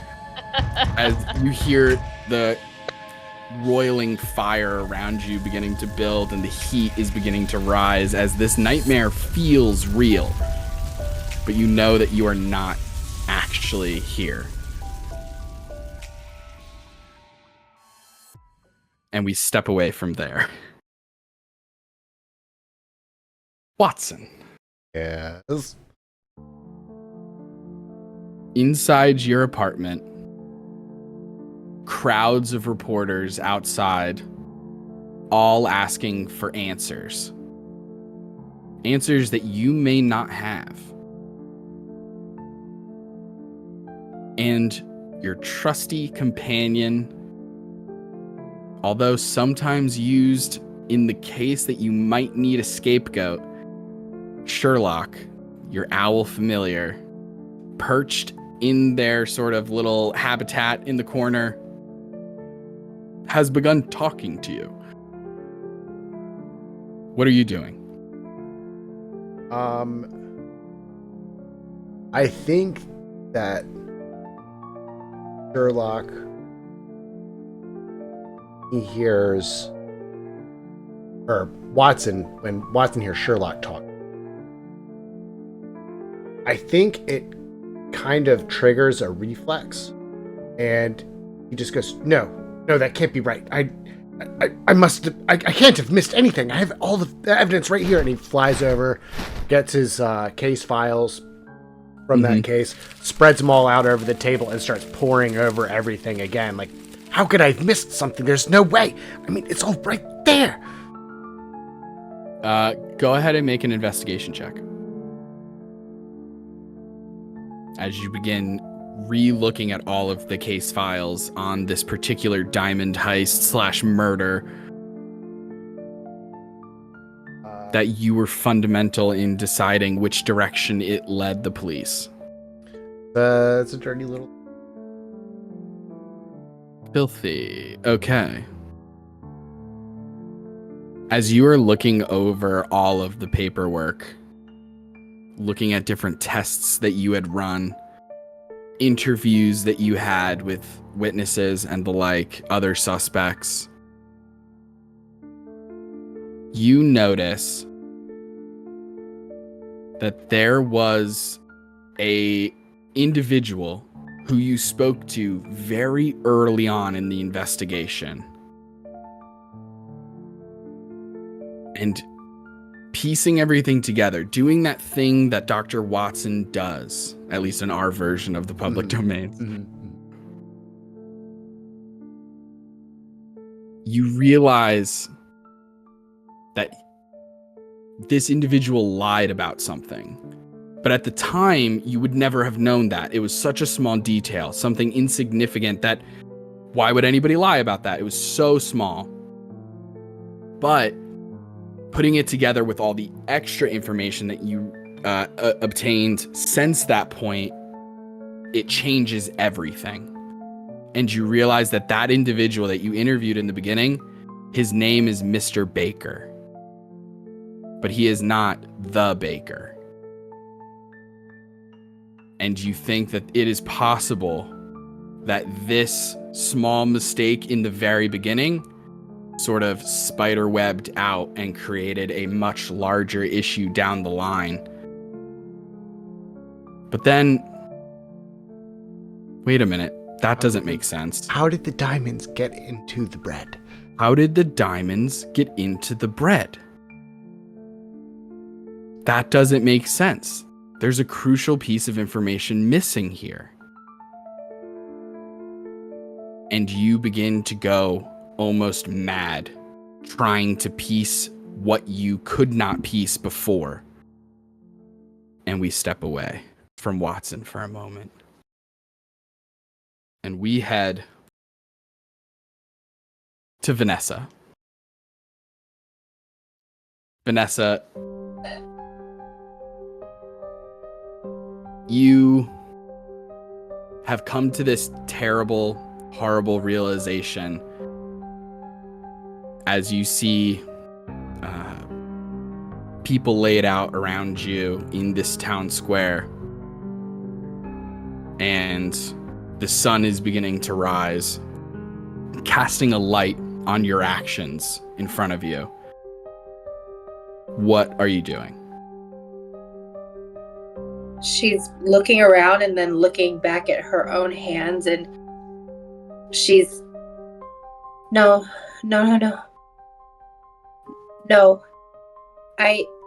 I didn't mean to. I'm always so careful. No, I didn't. I thought they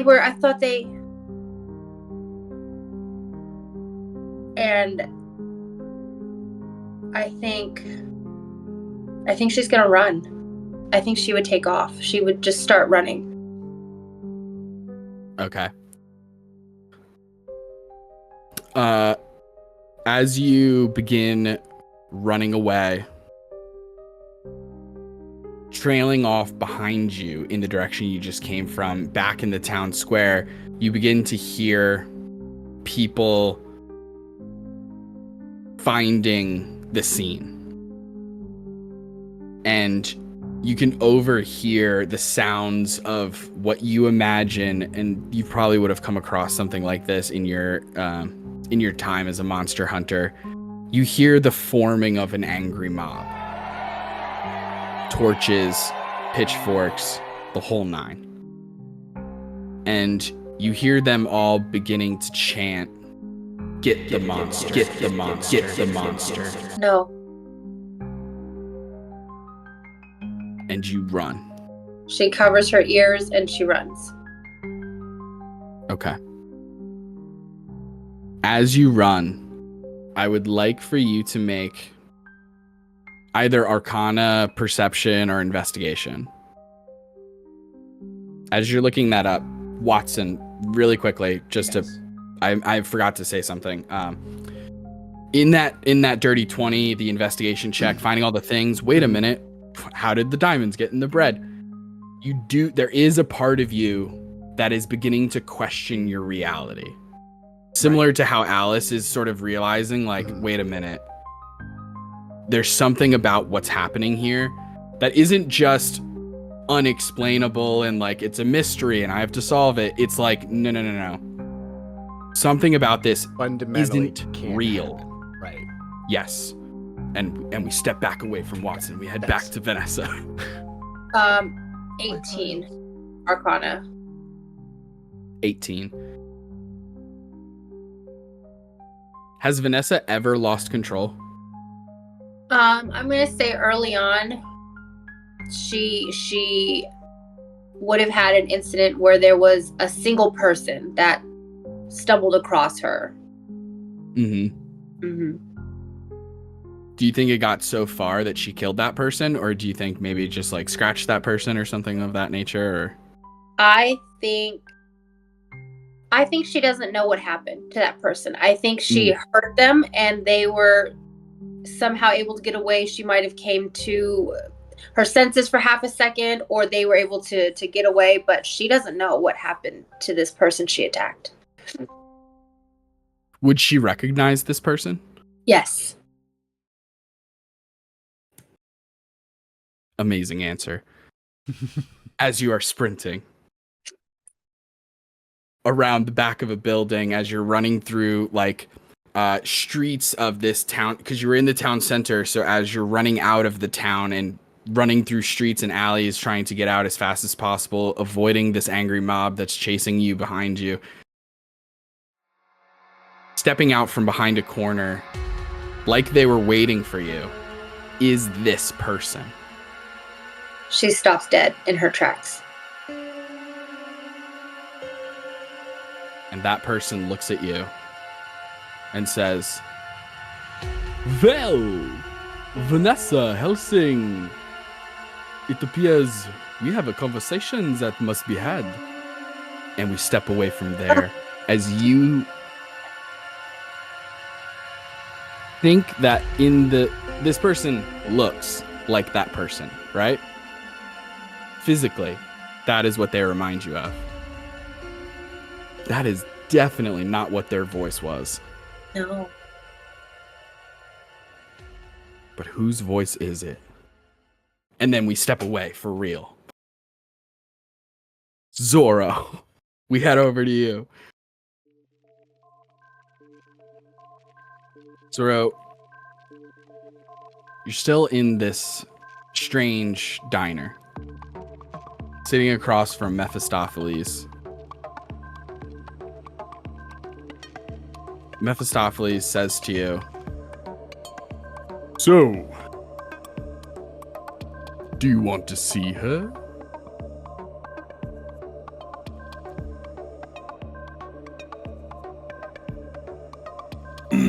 Yes. Well, very good.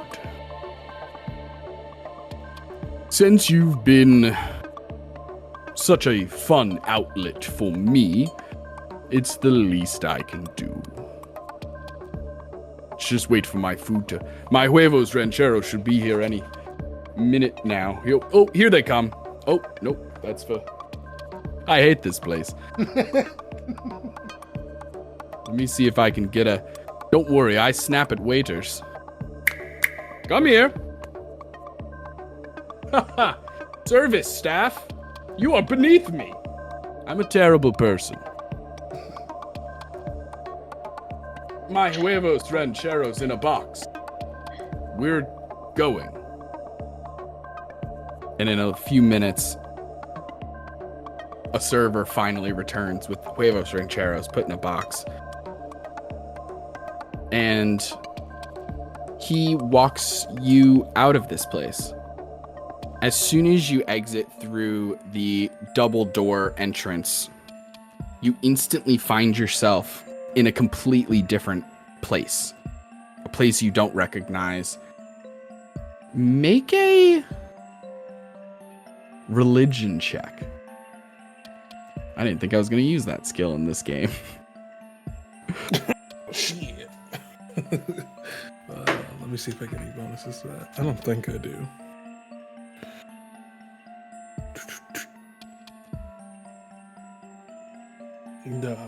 17. 17, okay. With the 17, you believe that you have found yourself not in heaven and not in the hells or anything like that, but rather a limbo place, a purgatory, if you will. Not that kind of limbo, Taylor. How dare you?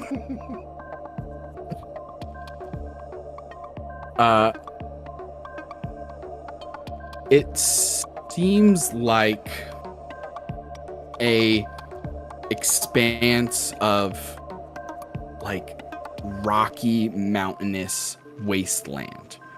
Just these strange boulders and rock formations forming hooks coming out of the ground that seems to go on in every direction as a storm wages overhead and purple lightning fires down that sounds not like electricity or like lightning in the way that it should, but rather like nails on a chalkboard quickly reaching the floor.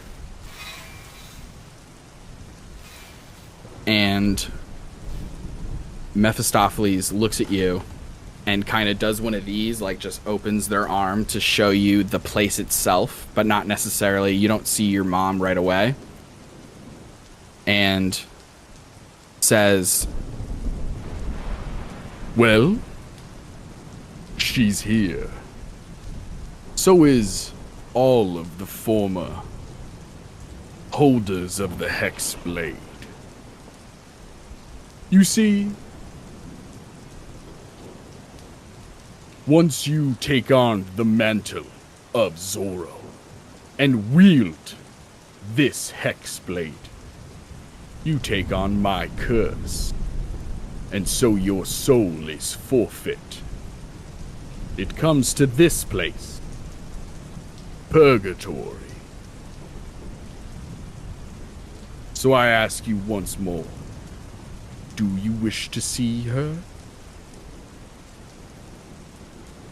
In this moment, Alejandro reaches in his pocket and pulls out his tarot card and looks at the purple skies and the tarot card and the purple skies that surround him. And he says, I just want to tell her a story. One story.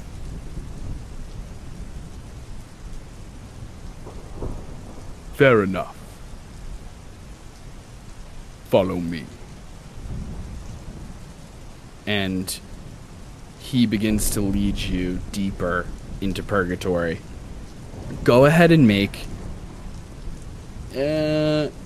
let's do insight, arcana, or insight or arcana. Oh my god, my shoulder. That's a 16. 16. Which one was it? The arcana. Arcana. Cool. Just for flavor reasons. Awesome.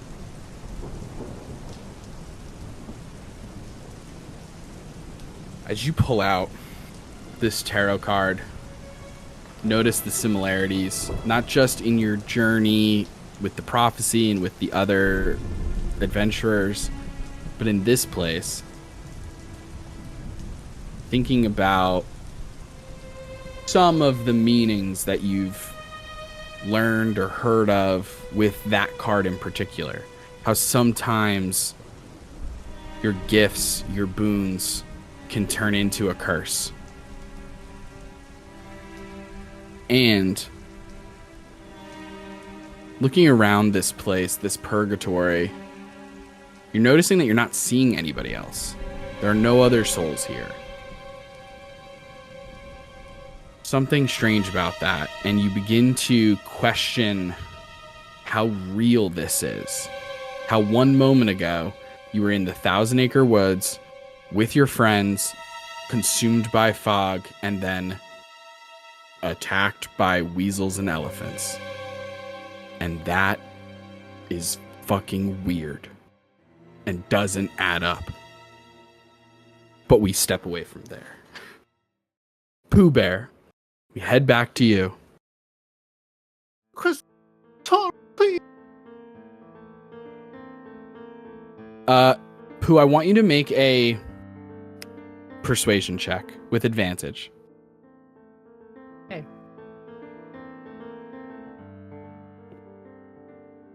Peaks and valleys, folks. Peaks, freaking valleys. 1 moment, you're having the night of your life. Second, your day is getting ruined. That's with a -1, a 16. Okay. Pooh, after a little bit more back and forth between you and Christopher Robin, you do see Christopher Robin's affect begin to change and begin to soften and be more opening in terms of, let's call it like forgiveness or the ability to hear you and to meet you halfway, so to speak. Mm-hmm. And Christopher Robin says, "Oh, geez, Pooh, I was just so mad at the time and worried and scared and sad, and I just felt, dang, I felt every emotion under the sun, I guess. And I'm sorry I took it out on you. That wasn't fair. I'm just glad to have found you, you know?" So glad I found you as well. Gosh. Well, where have you been all this time? I was home. I was looking for everyone in the 100 Acre Woods. Oh, Pooh, did you get lost again? I might have gotten myself turned upside down and flipped around. I don't know where I am right now. Oh, gosh. Well, I don't know about you, buddy, but I'm starving. I think I have a pot of honey back at my place.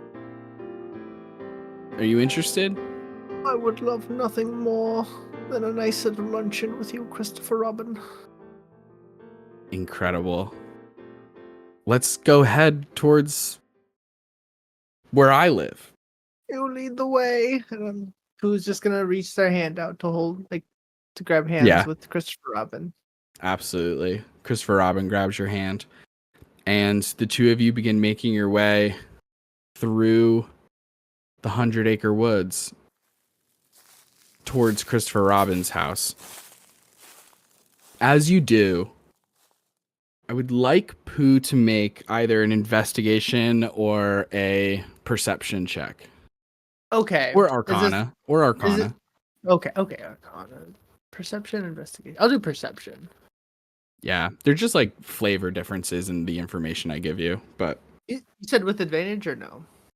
not this particular one, no. Okay, then I'm gonna reroll just for honesty's sake. Okay, with the +9, that's 22. 22.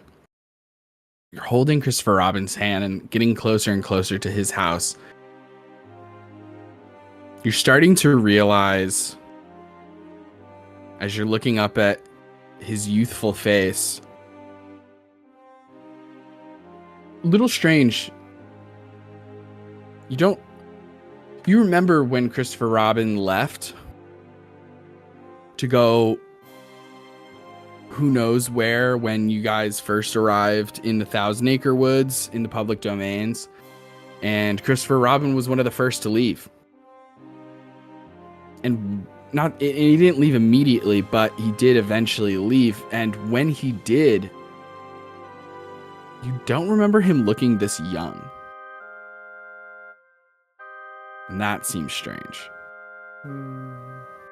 It does. You're also noticing that even in the description I just gave, you're looking up at him.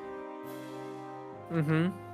And you sort of notice that in this moment, you're much more similar to Piglet and Tigger and Rabbit, the familiars that you summon, your old friends. You are a stuffed animal that seems to be anthropomorphized to be able to walk and talk and have sentience and everything like that. But you are reaching up, holding the hand of Christopher Robin as you are walking through. And I think it dawns on you that there are aspects of this that don't make sense. Yeah, I think that like the aspects feel like right now on the periphery as like the main thing, the main focal thing for Pooh right now is just like this has been a sense of familiarity and comfort that Pooh has been chasing ever since they were essentially left behind by everyone else in the Thousand Acre Woods. So for like God knows how long they've been kind of trying to like essentially chase the same high that they had when they were with community, with friends, with family, with love, like just surrounded by that love, and essentially being able to, you know, try to look for something as similar, which unfortunately they were never able to find. But if they had nothing, I think they would have gladly allowed all of the periphery things to wash away and just let this be what it is and just buy into the delusion. I think, however, instead, something that not filled the void, but instead galvanized Pooh in a different way starts to illuminate inside and kind of like shine more on the cracks that are beneath the surface of this facade. And I think that particular thing is Pooh's friendship with Watson, Vanessa, and Alice and Zorro. I think just in this short time, they've been able to find something so tangible, so meaningful, so powerful in their friendships with everyone in this group that they're able to kind of like cut the bullshit that they used to be able to kind of have in their lens through life and be able to see the world for what it is. And I think with that, they kind of like whisper back and go, soft touch.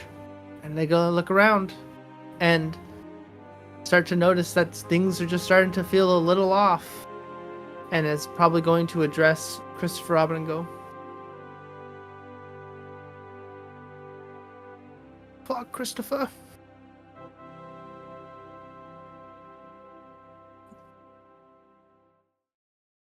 I think Christopher stops walking for a moment when you say that and turns to look at you and very gently puts a hand on each of your shoulders.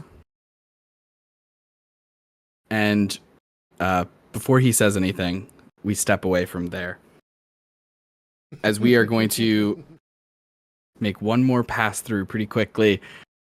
Alice, you're there inside the house. It is beginning to completely be engulfed in flames around you.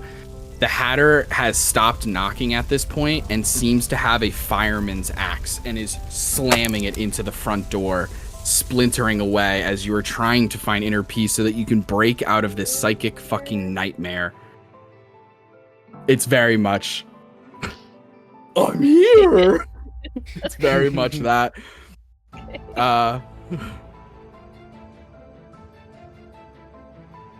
As you're in there and you're trying your hardest to break through this nightmare, the first thing you notice, find this inner peace. All the tragedy, all the hardships that have made you stronger, that sentiment begins to sink in deeper. And the first thing that stops is the fire. The flames subside. Then the Hatter stops chopping away at the front door. And you hear his voice slowly starting to almost trail away, like he is saying this as he is leaving the scene. And he just says, "Wake up!" And with that, Alice, you wake up and you're back in the Thousand Acre Woods. What the? And we step away from there. Watson. Yeah. Looking through all your investigations, how did the diamonds get into the bread? It must have been the baker. Has to have been. It literally has to have been. You start investigating this Mr. Baker figure and all these different things. And Sherlock kind of flies over your shoulder onto all of the papers laid out on the table and sort of starts pecking in a particular direction or something and sort of helps you out. And as you're looking at this, you notice that Mr. Baker is the baker, and they are one and the same. And in fact, you were right all along. And Sherlock looks up at you and speaks to you once more and says, "Wake up!" And you wake up back in the Thousand Acre Woods. I'm the detective. And we head back to Vanessa. Vanessa, standing in front of you is this first and only victim that you truly have ever had, as you're starting to notice that there are some inconsistencies in the world around you, as this figure doesn't have the voice of a simple sort of middle-aged dude who, you know, unfortunately came across somebody who's turning into a werewolf. It happens. And instead, what happens is you hear the voice of Dracula coming from this person.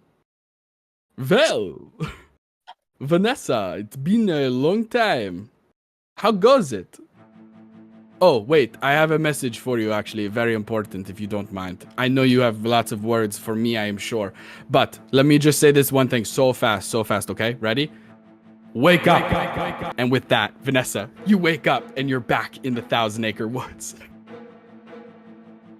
We cut over to Zorro. Zorro, you have finally gotten to this part where you see I'm going to kind of... you see your... almost like semi-phantasmal in the sense of like you can sort of see through them a little bit, like a little spectral. You see your mother and your... Who had it before your mom? That was Grandpa, not told Grandma? to me. That was not told to me. Okay. You see your... I think very early in the season, you said abuela at one point, so we're going to run with that. You see your mother and your abuela sitting down at a table playing dominoes. And you can approach. Yeah, I just go up and I say, being at that restaurant reminded me of 2 months after you passed, I found your cookbook, the one that Abuela gave to you. And every day I kept trying to make your tres leches, and I just couldn't. It just didn't taste right. It just didn't. Every time I cooked it, it just wasn't the same. And eventually I realized, even though I followed the recipe perfectly, it was never going to be the same. And I had to let go. I had to let go. Your mom smiles and grabs your hand and puts it in between her two hands. And she says, Mijo,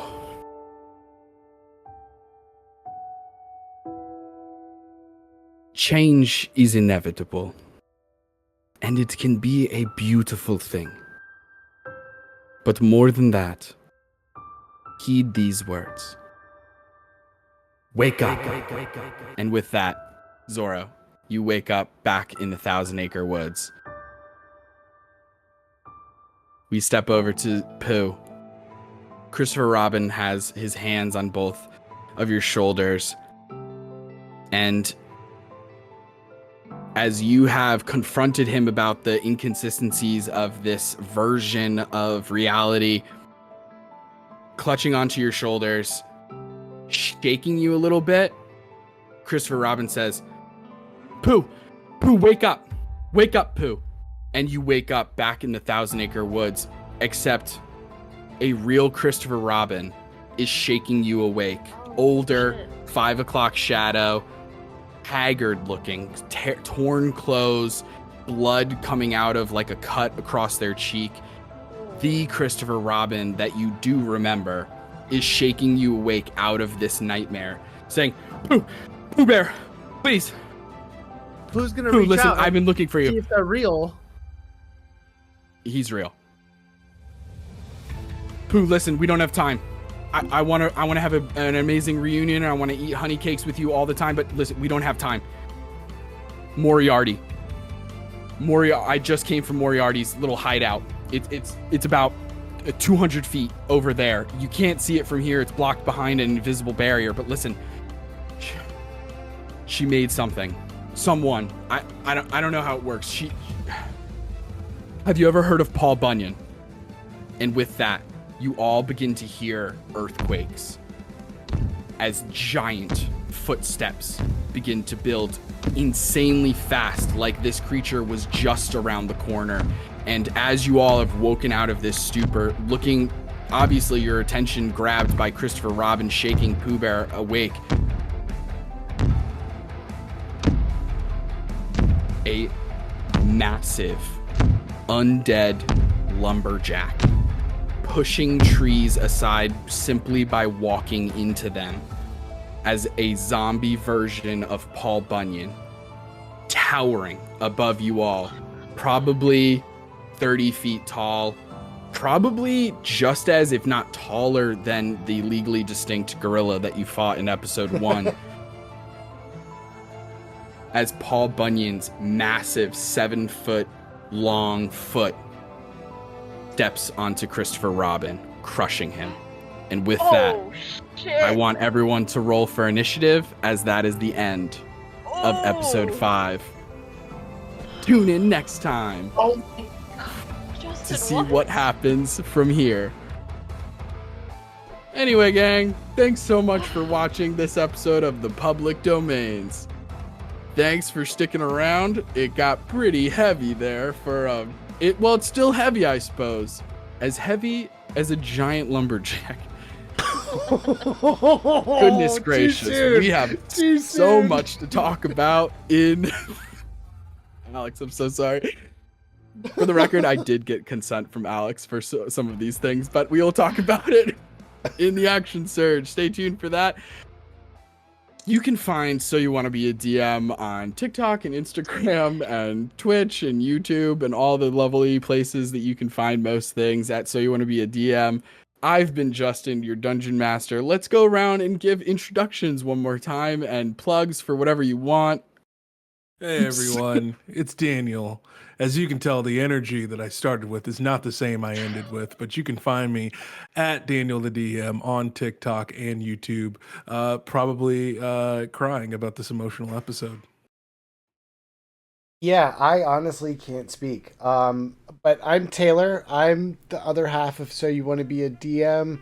Like Justin said, you can find us Instagram, YouTube. Don't forget Spotify, where the actual podcast is. Find all the links down below. I'm Jen. You can find me on TikTok and Instagram as Cancer Moon Cleric, I guess. Yeah, I'm Kayla. I'm also Shuka. You can find me on Potions of Potpourri, probably also talking about the trauma of this episode. Find it wherever you get your podcasts and on social medias or whatever.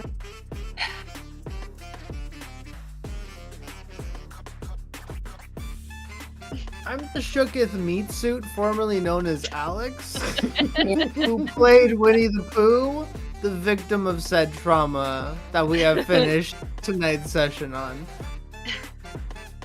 After some much needed therapy, you can find me on socials, Instagram and TikTok as Pisces Moon Paladin. I love you all. Wild. And I love you all. Thank you, This is why Session 0 is so important, gang. You gotta go over some things. And if you're gonna do some fucked up shit to Christopher Robin, you have to ask Winnie the Pooh if it's okay way early on. This was a sanctioned murder. Oh my god. Yes, but also, it's up to Watson. He's the one who tuned with a magical sword that has 2 uses of heal. Do we use it on an NPC? Will Taylor let his metagaming knowledge get the best of him? Tune in next time for the next episode, the finale of The Public Domains.